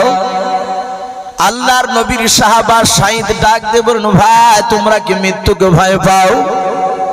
যদি ভয় পাও তাহলে কলমা তো ছেড়ে দিবা তোমরাও। হযরতে সাঈদের 19টার সাথী ভাই তারা ডাক দিয়ে বলেছিল, ভাই শুধু জবাই কেন, আমাদেরকে শুনে নাও, ওই হাজার হাজার জনতার সামনে শুনে নাও, ফাঁসির মঞ্চে নিয়ে গিয়ে যদি ওই গোলাম সারোয়ার যদি জিন্দা অবস্থায় যদি আমাদেরকে এক এক করে শুনে নাও, শরীর থেকে চামড়া কেনা যদি গরুর খাল বেনানো করে যদি বিনিয়ে নেয়, আমরা গোটা শরীর থেকে জিন্দা অবস্থায় খাল চামড়া বিনাতে দিতে রাজি আছি, তবু আমরা নবীজিকে ছাড়তে রাজি নাই। জোরে বলুন সুবহানাল্লাহ। সাঈদ বাপজি হাসতে শুরু করলেন, আল্লাহ তুমি আমাদের 20টা ভাইদের ঈমান আরো মজবুত করে দাও। সকাল বেলায় বাপজি 10টার আগের বাবা সাঈদদেরকে বাপজি হাত পা ধরে বাঁধা অবস্থায় নিয়ে চলে গেল যেন পালিয়ে না যায়। হাজার হাজার লোকেরা সকলেই দাঁড়িয়ে আছে। আল্লাহ রাসূলের বাপজি সাহাবাকে সাঈদকে ডাক দিয়ে বলো, ভাই এখনো সময় আছে, বলো তোমরা নবীজিকে ছাড়বা কি নাও। সাঈদ বাবা সিংহের মতো গর্জন দিয়ে বলেছিল, বেঈমান আমরা নবীজিকে ছাড়তে রাজি নাই। গোলাম সারোয়ার রেগে গেল, ডাক দিয়ে বলে, তুই দলের নেতা? বলে হ্যাঁ, আমি গতকালকে বলেছিলাম দলের নেতা, আজও বলছি দলের নেতাও। ডাক দিয়ে বলল, মৃত্যু কি জিনিস তা তুই জানিস না? তোর চোখের সামনে মৃত্যু যে কত বড় ভয়ঙ্কর জানানো হবে, দেখানো হবে। সাঈদ বলল, বেঈমান তোর যত কায়দা রয়েছে মৃত্যুর যন্ত্রণা দেও আর তুই তাই দে, আমি রাজি আছি। সাঈদকে বাপজি লক্ষ্য করে তার দলবলকে বলল, কে আমার ডান পাশে বেঁধে রাখো। সাঈদ বাপজি যুবক নেতাকে বাপজি বেঁধে রাখলো।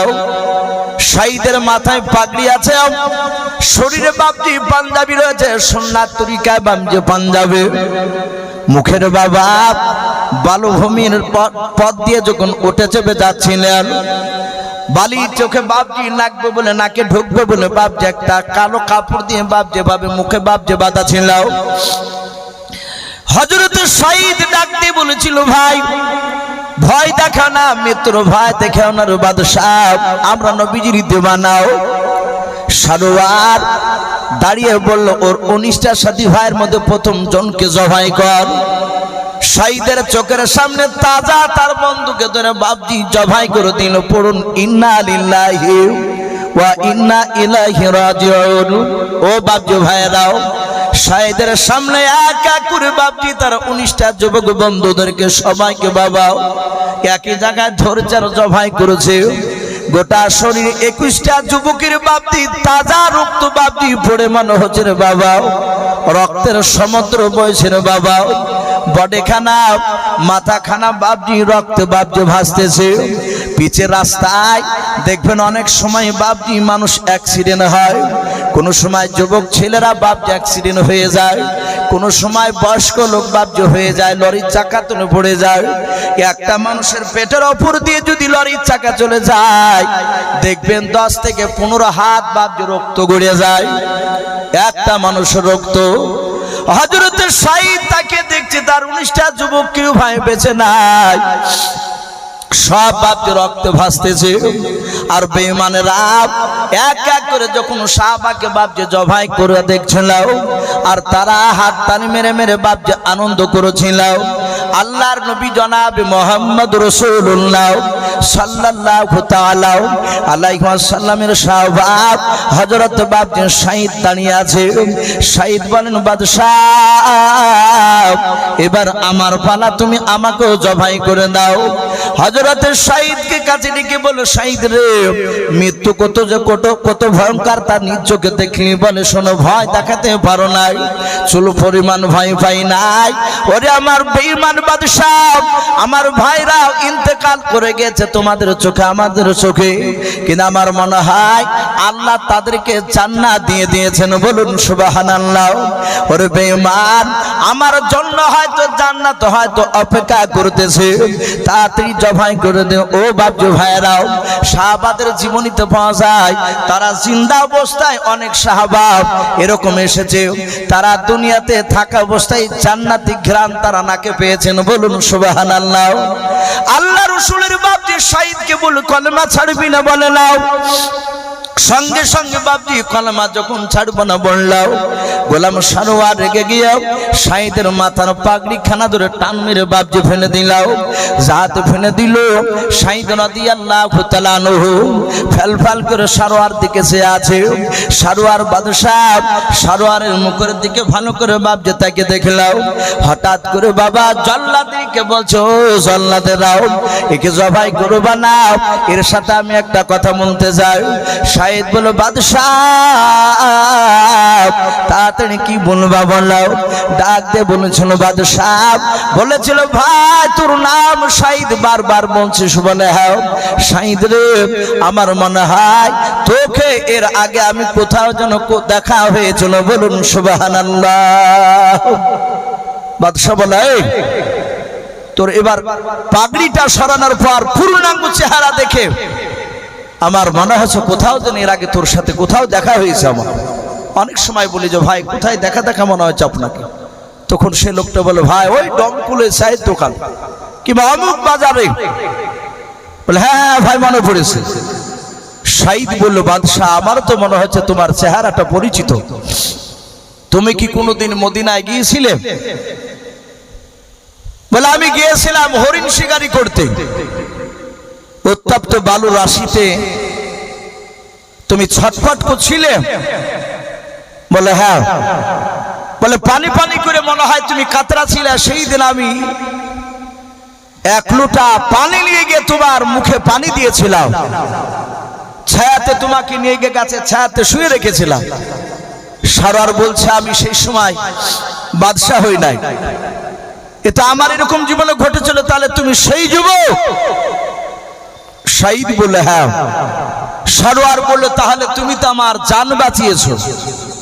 শাহিদ বলেন, আপনার জান বাঁচানোর মালিক আমি নয়। কে? জোরে বলে। আমার আল্লাহ। জান বাঁচিয়েছে আল্লাহ, কিন্তু ওসিলা মাধ্যম বলতে পারেন আমাকে। সারোয়ার বলল, তুমি যখন আমার এত বড় উপকার করেছো, আমিও তোমার একটা উপকার করতে চাই, কিন্তু ভাই সাবধান, মৃত্যু থেকে বাঁচতে পারবে না। আমি বলেছি 20 জনাকে জবাই করব, এক এক করে। অলরেডি 19টাকে জবাই করে দিয়েছে, এখন তোমার পালা। পৃথিবীর মানুষ কেউ তোমাকে বাধা দিতে পারবে না মৃত্যুর হাত থেকে। বললে, আমি কিছু আপনার উপকার চাই না। বলে, না, উপকার করতে চাই। হাজার হাজার লোক বাপ যে টাপুর মেরে দাঁড়িয়ে দাঁড়িয়ে দেখছে। বলো, ভাই তোর কি কিছু মৃত্যুর আগে কোনো খাবার খেতে মন চায়?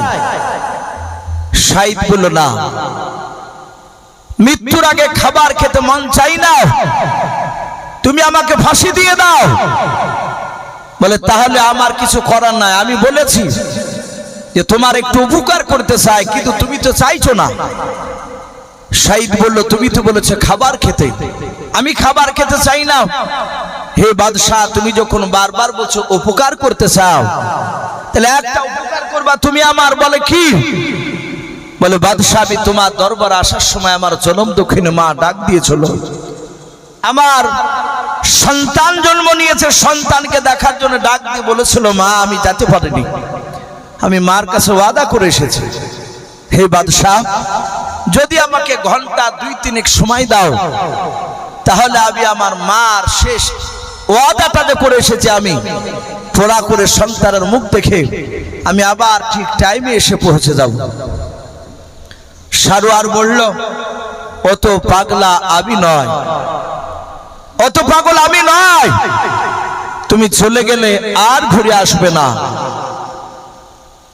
শাহিদের চোখ দুটো লাল হয়ে গিয়ে বলে, এই বেঈমান, আমরা নবীর সাহাবা, আমরা নবীর দিবানা, আমরা জীবনে যেদিন থেকে কলমে পড়েছি তারপর থেকে ওয়াদা খেলাফ মিথ্যা কথা বলি নাই। বলুন সুবহানাল্লাহ। যারা ইমানদার হবে তারা ওয়াদা খেলাফ করতে পারে না, সে আলেম হন আর সে হাজি যে হন না কেন। ডাক দিয়ে বলল যে, বাদশাহ, তাহলে তুমি আমাকে জবাই করে দাও। সঙ্গে সঙ্গে বাবা সারোয়ার বলল, তাহলে কিছু করার নাই, আমি যেতে দিতে পারি একটা শর্তের উপরে। সারোয়ার দেখলো আমি না যেতে দিলে হাজার হাজার লোকেরা তো প্রশ্ন করবে, ও যেতে চাইলো, আপনি দিলেন না কেন সময়?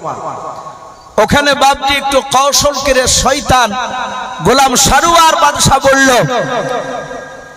তুমি চলে যাবা, আসবা তার গ্যারান্টি কি? আমি বিশ্বাস করি না, কিন্তু শুনে নাও, তোমাকে যেতে দিতে পারি হাজার হাজার লোকের মধ্যে। তোমার যদি কোনো বন্ধু, তোমার যদি কোনো আত্মীয় যদি থাকে, তাহলে তাকে ডেকে নিয়ে এসে তোমার জায়গায় সে যদি দাঁড়িয়ে তোমার জিম্মা নিয়ে নেয়, যদি তোমার দায়িত্ব নেয়, তুমি যদি টাইমের মধ্যে না আসো, তাহলে যে জিম্মা নিবে তাকে জবাই করে দেবো, আসতে না পারলে। তুমি আছে কেউ তোমার? সারোয়ার বলেছিল, যদি তোমার কোনো বলো বন্ধু আত্মীয় যদি থাকে, তাহলে শুনে নাও, তুমি তাকে তোমার জায়গা নিয়ে এসে ডেকে তুমি তাকে জিম্মা দিতে পারো। হযরত শাহিদ ডাক দিয়ে বলেছিল, বাদশাহ, আমার বাড়ি মদিনা শরীফে, আপনার বাড়ি হচ্ছে বাহারাইন শরীফে। ওরে সারোয়ার, এখানে আমার কোনো আত্মীয় বন্ধু নাই, তুমি আমাকে জবাই করে দাও। সারোয়ার বলল, তাহলে আমার আর কোনো দোষ লাগাতে পারবা না, আমি কথা দিয়েছিলাম, তুমি কথা তুমি রাখতে পারলে নাও।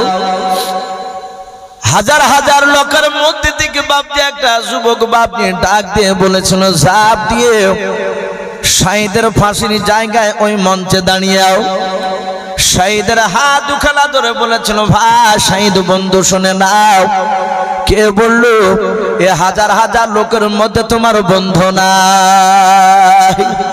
ও বাপজি ভাইরাও, আল্লাহ কোরআন পাকে বলেন, মাইয়াহদিহিল্লাহু ফালা মুদিল্লা লাহু ওয়া মাইয়ুদলিলহু ফালা হাদিয়া লাহু। আমার আল্লাহ বলেন আমি যাকে হেদায়েত বানাবো পৃথিবীর মানুষ নাই তাকে গোমরাহ বানাতে পারবে, আর আমি যাকে গোমরাহ বানাবো পৃথিবীর মানুষ নাই বাপ যে তাকে আপনার হেদায়েত বানাতে পারবে। আল্লাহ কাকে কখনো হেদায়েত দান করবে বাপজি কেউ বলতে পারবো না। আজ একটা লোক বাপজি মদ খোর আছে, কালকা 5 ওয়াক্ত নামাজি হয়ে যেতে পারে, আজ বিড়ি খাচ্ছে কালকে নাও খেতে পারে। আল্লাহ বলেন আমি কাকে কখনো হেদায়েত করব আমি আল্লাহ ছাড়া কেউ বলতে পারবে না। ওই হাজার হাজার লোকের মধ্যে থেকে একটা যুবক বাবা দাঁড়িয়ে শাহিদের মঞ্চে দাঁড়িয়ে হাত ওখানে ধরে বলেছিল ভাই শাহিদ, কে বললো এ বাহরাইন শরীফে তোমার বন্ধু নাই? হযরত শাহিদ অবাক, ডাক দিয়ে বলেছিল ভাই তুমি কে?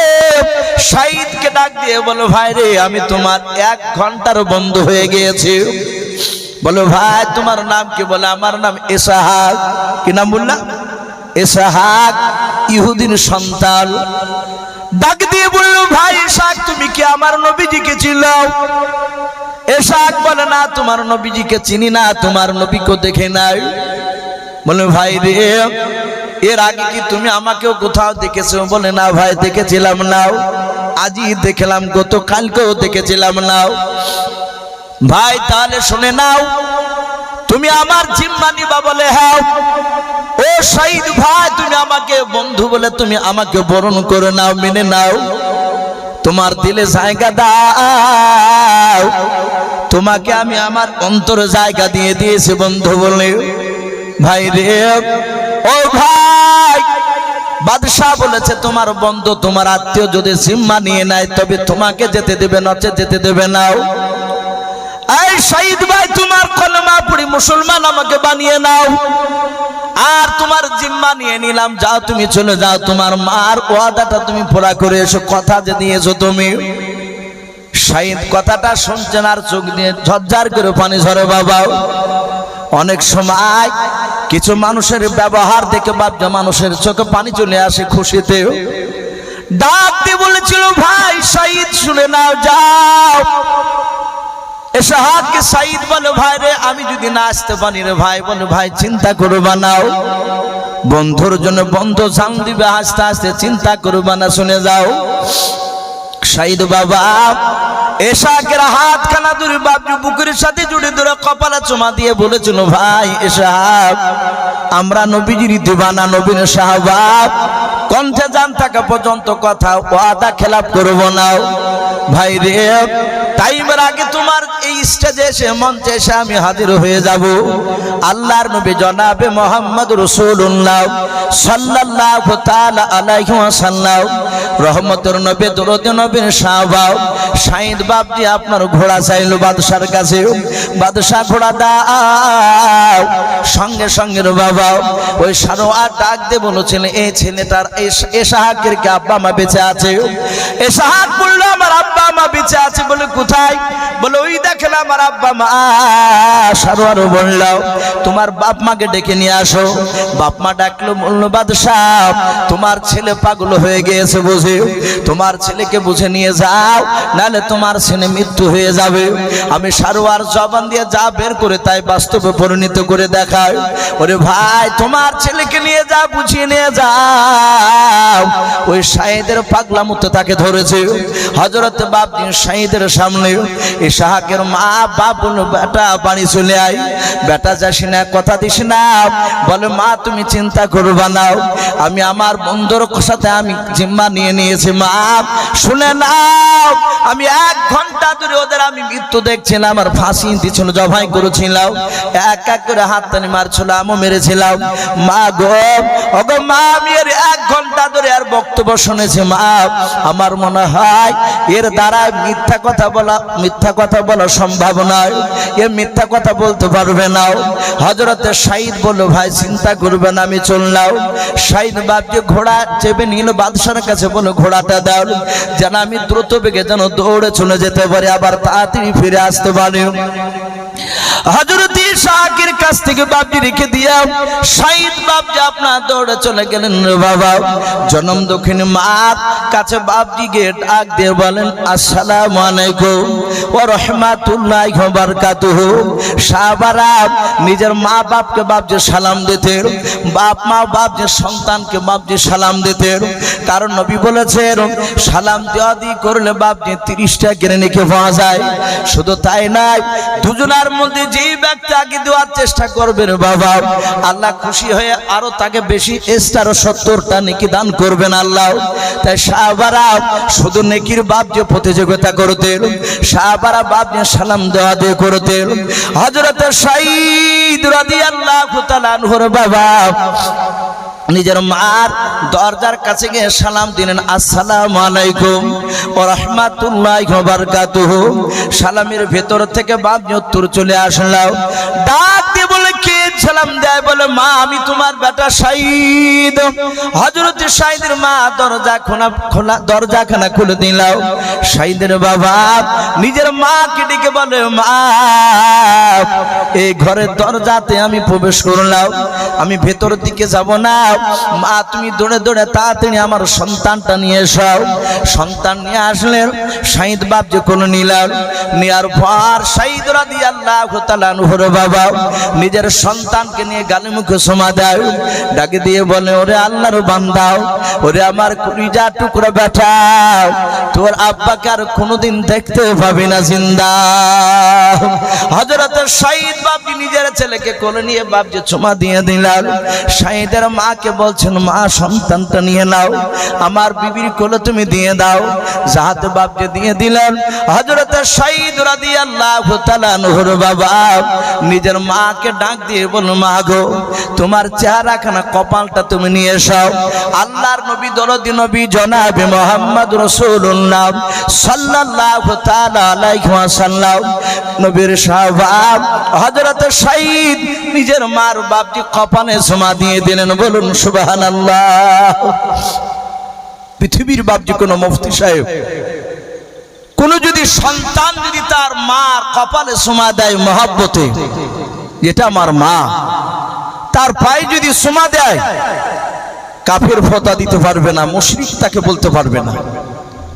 অনেক মানুষ আছে বাপ তার মা বৃদ্ধা হয়ে গিয়েছে, বাপ বৃদ্ধ হয়ে গিয়েছে, চলতে পারে না, আল্লাহওয়ালা বান্দা তার সন্তান তার বাপের গোসল করাতে গিয়ে গামুছা আছে কপালে চুমা দিছে, পা মুছাছে পায়ের তালতো চুমা দিছে, এটা আমার হাব্বা, এটা আমার মা।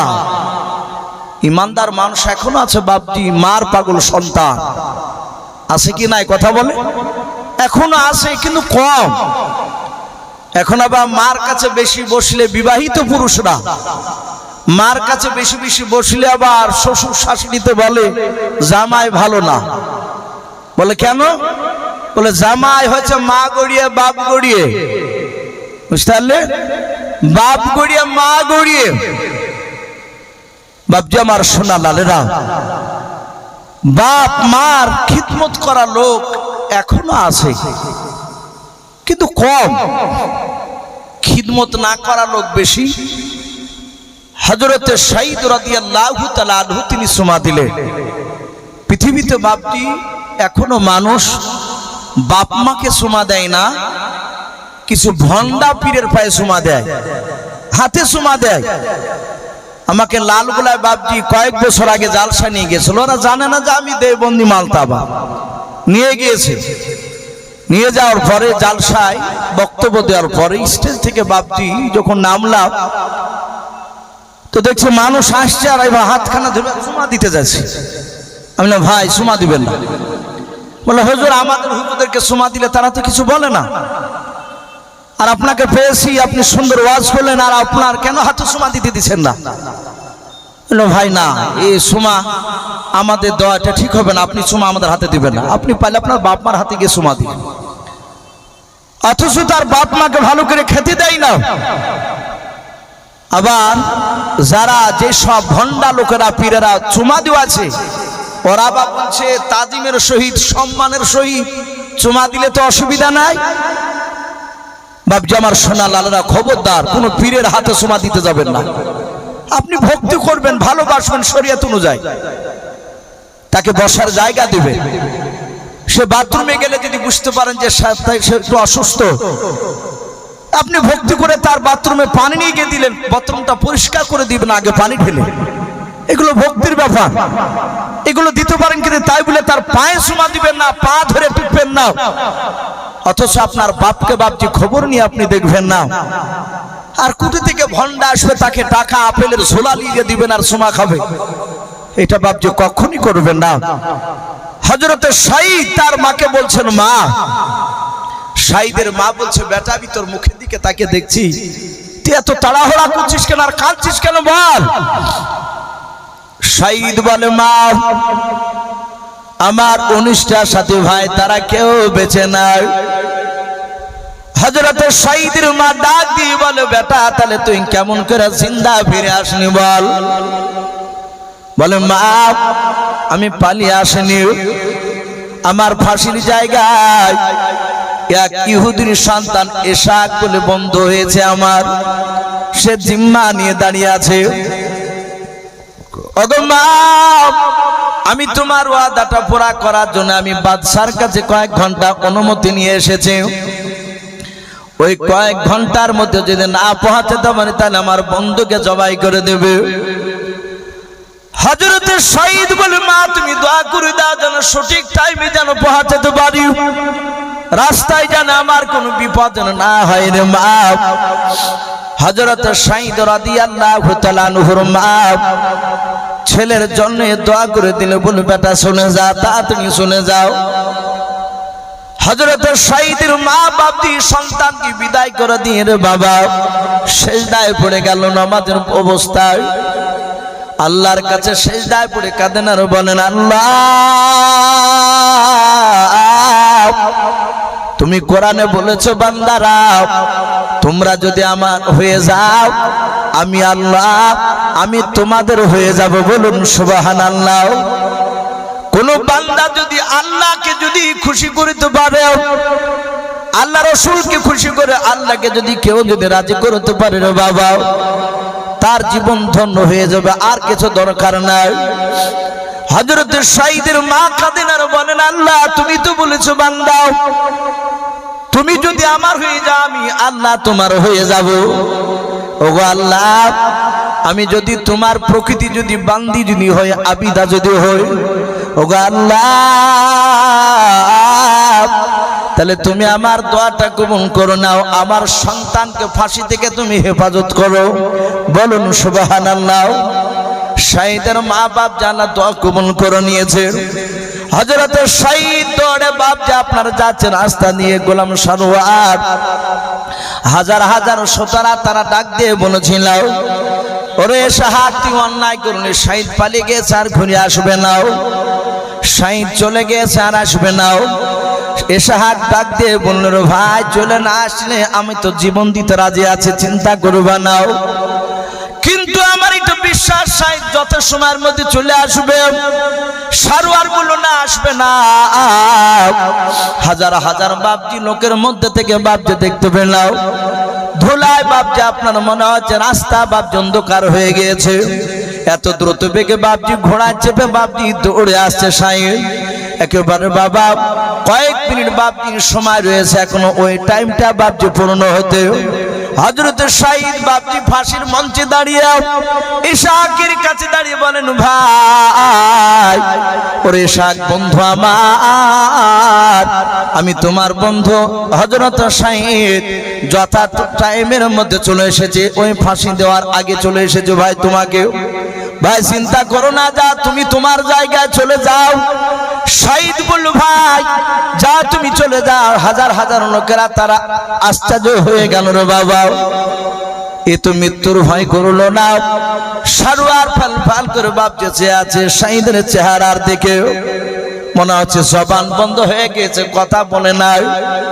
হযরত সাঈদ বলে, ভাই চলে যাও। ইসহাক বলে, ভাই যাবার জন্য বন্ধু বানাই না রে ভাই, তোমার বিশ্ব নবীর কাছে আমাকে নিয়ে চলো। বলুন সুবহানাল্লাহ। যদি বাদশা যেতে না দেয় তোমাকে তো জবাই করব বলেছে, তোমাকে যদি জবাই করে দেয় রে ভাই তোমার সাথে যেন বাদশাহ ইসহাক আমি বলছে আমাকেও যেন জবাই করে দেয়। আমিও জিন্দা বেঁচে থাকতে চাই না, যেহেতু আমি এখন বাদশার লোক না, আমি নবীর লোক হয়ে গিয়েছে। হযরতে সাঈদ রাদিয়াল্লাহু তাআলা আনহুর বাবা ইসহাক নাই সাঈদ সারোয়ারকে বলেছিল, ওগো বাদশা সারোয়ার, ওগো বাদশা সারোয়ার না, তুমি আমাকে এবার জবাই করে দাও। সারোয়ার বাবা সাঈদের কথা শুনে বাপ যে কথা বলে নাই, ডাক দে বলে বাদশাহ কি ব্যাপার, জবান কেন বন্ধ হয়ে গিয়েছে, আপনার কথা কেন বলেন নাই? আপনি জবাই করে দেন, আপনার এবার পালা হয়ে গিয়েছে। সঙ্গে সঙ্গে বলল ভাই এবার আমার পালা, জবাই করে দাও। ডাক দিয়ে বললাম ওরে সাঈদ, তোর কে মৃত্যুর ভয় তোর হয় না? বলে না, মৃত্যুর ভয় পাই না আমরাও। সারার বলে সাঈদ রে, তুই যদি মদিনা থেকে যদি না আসতিস তোকে আর নিয়ে আসতে পারতাম না, তুই না আসলে তোকে আনতে যেতে পারতাম না। ও সাঈদ তুই আসলি, তুই না আসলি তো পারতে। বলে ভাই বাদশাহ শুনে না, আমার জান থাকা পর্যন্ত ইসলামের শরিয়াতে আমি লাল কালির দাগ ফেলতে দেব না। ওগো বাদশা নামদার, যদি আমি না আসতাম, আমার এই বন্ধুকে যদি তুমি জবাই করে দিতে, ইন্তেকাল করার পর, আমি ইন্তেকাল করার পর, নবীজি ইন্তেকাল করার পর, শুনে নাও হয়তো শত শত বছর পার পেয়ে মানেরাও আঙুল তুলে হয়তো তারা বলবে আল্লাহ নবী সাহাবারা, তারা জানের ভয় মিথ্যা কথা বলে তারা পালিয়ে যায়। ওগো বাদশা, তাই আমরা শরিয়াতের খাতা লাল কালির দাগ ফেলতে রাজি নাই। চলে এসেছে আমরা জবান রেখে দিই, তারা জবান ফোড়া করে দেখায়, তুমি আমাকে জবাই করে দাও। সারোয়ারের দুই চোখের কোনা দিয়ে পানি জড়তেছে। ডাক দিয়ে বলেছিল সাঈদ ভাই, তোমার ভিতরে যে সততা দেখতে পাচ্ছি না ভাই, ওই যে তোমার 19টা ভাইকে জবাই করে নিয়েছে, তারা ওই রক্ত ভাসতেছে, বলো তাদের সততা কি তোমার মতো ছিল বলো? সাঈদ বলে ভাই, আমার সাথী ভাইরা যা আমার চোখের সামনে তারা মৃত্যু পড়ে আছে, জবাই করে দিয়েছে। বলে হ্যাঁ, এদের সততা আমার চেয়ে শত শত গুণ তাদের সততা বেশি, বলুন সুবহানাল্লাহ। সারোয়ার বলল ওরে সাঈদ, তোমাদের যদি এত সুন্দর চরিত্র হয়, তাহলে তোমার মহান নবীর চরিত্র কতটা যে মহান হবে তা ভাষায় প্রকাশ করা যাবে না। আমি অন্যায় করেছি ভাই সাঈদ, আমি তোমাকে আর জবাই করব না, তোমার সাথী ভাইদেরকে জবাই করে দিয়েছি, তুমি একটু দোয়া করে দাও যেন আল্লাহ আমাকে ক্ষমা করে দেয়, আর তোমার কলমা পড়ে আমাদের সকলকে মুসলমান বানিয়ে নাও, বলুন সুবহানাল্লাহ। বাপজি আমার সোনা লালেরা, এ ছিল রাসূলুল্লাহর বাপজি সাহাবাদের চরিত্র। আমি প্রতিটা বাপজি ভাইদেরকে বলবো, আমার সময় প্রায় শেষের দিকে, রাত্রি 10টার আগে বাপজি আপনার 2 ঘন্টা আলোচনা করা কথা। আমি সভাপতি ভাইকে বললাম যে ভাই 10:15 সময় বক্তা নিয়ে আসবেন, হুজুর বসে আছে। আমি বলবো, অনুরোধ করব ভাই আপনি তাড়াতাড়ি বক্তা নিয়ে আসুন, যেহেতু রাত্রি অনেক হয়ে যাচ্ছে, আর রাত্রি বেশিরভাগ দেখা যাচ্ছে 11টার পর মানুষ আর বসে থাকছে না। এই জন্য বলবো ভাই আপনি তাড়াতাড়ি বক্তা নিয়ে আসুন। আমি বলছিলাম আল্লাহ রাসূল সাল্লাল্লাহু তাআলা আলাইহি ওয়াসাল্লামের বাপজি সাহাবা সাঈদের চরিত্র দেখে ঈমান এনেছিল। আমার বিশ্ব নবী দরদি নবী জনাবে মুহাম্মদুর রাসূলুল্লাহ, সকল বলুন সাল্লাল্লাহু তাআলা আলাইহি ওয়াসাল্লামের চরিত্র দেখে বাপজি ইহুদি নাসারারা তারা অনেকে বাপজি তারা ঈমান এনেছিল। আপনারা সকলেই জানেন হযরতে সাঈদ রাদিয়াল্লাহু তাআলা আনহুর মতো বাপজি আরেকজন দামি সাহাবা, যিনার নাম হযরতে উরাইকা রাদিয়াল্লাহু তাআলা আনহু, তিনি বলেন যে আমি বিশ্ব নবীর চেহারাখানা দেখেছিলাম, আল্লাহর রাসূলকে আমি আগে চিনতাম না, আমি বিশ্ব নবীকে আগে দেখেছিলাম না, কিন্তু নবীজির এত সুন্দর ব্যবহার, আল্লাহর রাসূলের ব্যবহার দেখে আমি থাকতে পারি নাই। বাপজি এক ইহুদি আমার বিশ্ব নবীর গানে বাপজি থাপ্পড় মেরেছে, নবীজির গানে থাপ্পড় মেরেছে। আল্লাহ রাসূল হাতখানা ধরে বলছেন ভাই তোমার হাতে বুঝি আঘাত লেগেছে। ইহুদি অবাক, ইয়াবা কেমন মানুষ যে আমি একে মারলাম আর আমার হাতখানা ধরে বলছে ভাই তুমি আঘাত পেয়েছো। ইহুদি দেখলো এই লোকটা সাধারণ মানুষ হতে পারে না। ইনি আখির জামানার পয়গম্বর জনাবে মুহাম্মদুর রাসূলুল্লাহ, সকলে বলুন সাল্লাল্লাহু তাআলা আলাইহি ওয়াসাল্লাম। ইনি বারহাক নবী, আল্লাহ রাসূল। সাতাহাত বাপজি কলমা পড়ে মুসলমান হলেন, বলুন সুবহানাল্লাহ। নবীর সামনে বাপজি পেছাব, নবীর সামনে মসজিদে নববীর ভিতরে এক ইহুদির সন্তান পেছাব করছে। সাহাবারা মারার জন্য রেডি, নবী বলে না, ওকে মেরো না, কে পেছাব করতে দাও। ইহুদি দেখছে আমি পেছাব করছি, মারতে গেল, বারণ করলো, পেছাব করা হয়ে গেল। ইহুদি বাপজি চলে যাচ্ছে। সাহাবারা দেখলেন এত বড় অন্যায় করলো ইহুদি, অথচ আমরা মারতে গেলাম, আমাদেরকে বসে দিল। নবীজি কিছু বললো না, তারপরে চলে যাচ্ছে। নবী ডাক দিয়ে বললেন, এ ইহুদি বাবা শোনো। ঘুরে কাছে এসে বলছেন, কি হলো? ডাক দিয়ে বলল, তুমি কি জানো না এটা পবিত্র স্থান, আমাদের ধর্মস্থান? বলে হ্যাঁ জানি। বলে বাবা, তোমাদের গির্জায় যদি কোনো লোক যদি পেশাব করে দেয়, তাহলে তোমাদের খুশি হবে না কষ্ট হবে? বলে আমাদের গির্জা পেশাব যদি করে, আমাদের চোখের সামনে তাকে শেষ করে দেব, আমাদের কষ্ট তো হবেই। রাসূল বললেন, ওরকম কষ্ট আমরাও পাই বাবা। এইরকম ধর্ম জায়গায় যারা যে জায়গাটাকে ধর্মস্থান বলে মানে, সেসব জায়গায় যারই ধর্ম হোক না কেন স্থান, সেসব জায়গায় পেশাব পায়খানা করতে নেই, নাপাক জিনিস ফেলতে নেই। এই কথা বললো, বলে যাও, চলে যাও। বিশ্ব রাসূলের সাহাবারা বাপজি বসে আছে। নবী বললেন, এক বালতি পানি নিয়ে এসো। নবী নিজ হাতে বাপজি সাহাবাদেরকে নিয়ে ওই পেশাবটা ধৌত করে দিলেন। নবী বললেন, জায়গাটা পাক না না পাক হলো? বলে পাক হয়ে গেল। বলো ক বালতি পানিতে? বলে এক বালতি পানিতে। আমার বিশ্ব রাসূল বললেন, তোমরা যদি ওকে মেরে দিতে, আঘাত করলে ও দৌড়ে গিয়ে তার বংশ লোককে বলতো, তারা দৌড়ে আসতো, এতে আমাদের উভয় পক্ষে দুজনের মধ্যে ঝামেলা শুরু হতো, এতে অনেক রক্তপাত হতো। শোনো সাহাবারা, তোমরা এইভাবে কাউকে আঘাত করতে যাবে না। ইহুদি বাপজি দরজা দিয়ে বেরে গিয়ে কাছে বাপজি আপনার কান লাগিয়ে কথাটা শুনছিল। সঙ্গে সঙ্গে বাপজি এসে দেখলো না, ইনি মহান রাসূল, ইনি সাধারণ মানুষ নয়। সাথে হাতে এসে বাপজি আবার কলমা পড়লেন, বলুন সুবহানাল্লাহ। এই ছিল রাসূলুল্লাহ চরিত্র। তাই প্রতিটা বাপজি ভাইদেরকে বলবো, ভাই মা বোনদেরকে বলবো, আমরা সকলে প্রথম নাম্বার 5 ওয়াক্ত নামাজ পড়বো, বলুন ইনশাআল্লাহ। নামাজ ছাড়া বাপজি কোনো রাস্তা নাই। 2 নাম্বার প্রতিটা বাপজি ভাইকে বলবো, আমরা রাসূলুল্লাহর সুন্নাত অনুযায়ী চলবো, বলুন ইনশাআল্লাহ। আল্লাহ যেন আমাদের সকলকে যেন কোরআন এবং সুন্নাত অনুযায়ী আমল করার তৌফিক দান করুন, বলুন আল্লাহুম্মা আমিন, আল্লাহুম্মা আমিন। ভাই বেশ কিছু কথা আলোচনা করেছে, বলার মধ্যে ভাষার মধ্যে যদি ভুল হয়ে যায়, কেউ যদি আঘাত যদি পান, তাহলে ইনশাআল্লাহ ছেলে কিংবা ভাই হিসেবে ক্ষমা করবেন। এই বলে আমার বক্তব্য শেষ করলাম। ওয়া আখিরি দাওয়ানা আনিল হামদুলিল্লাহি রাব্বিল আলামিন। আসসালামু আলাইকুম ওয়া রাহমাতুল্লাহি ওয়া বারাকাতুহু।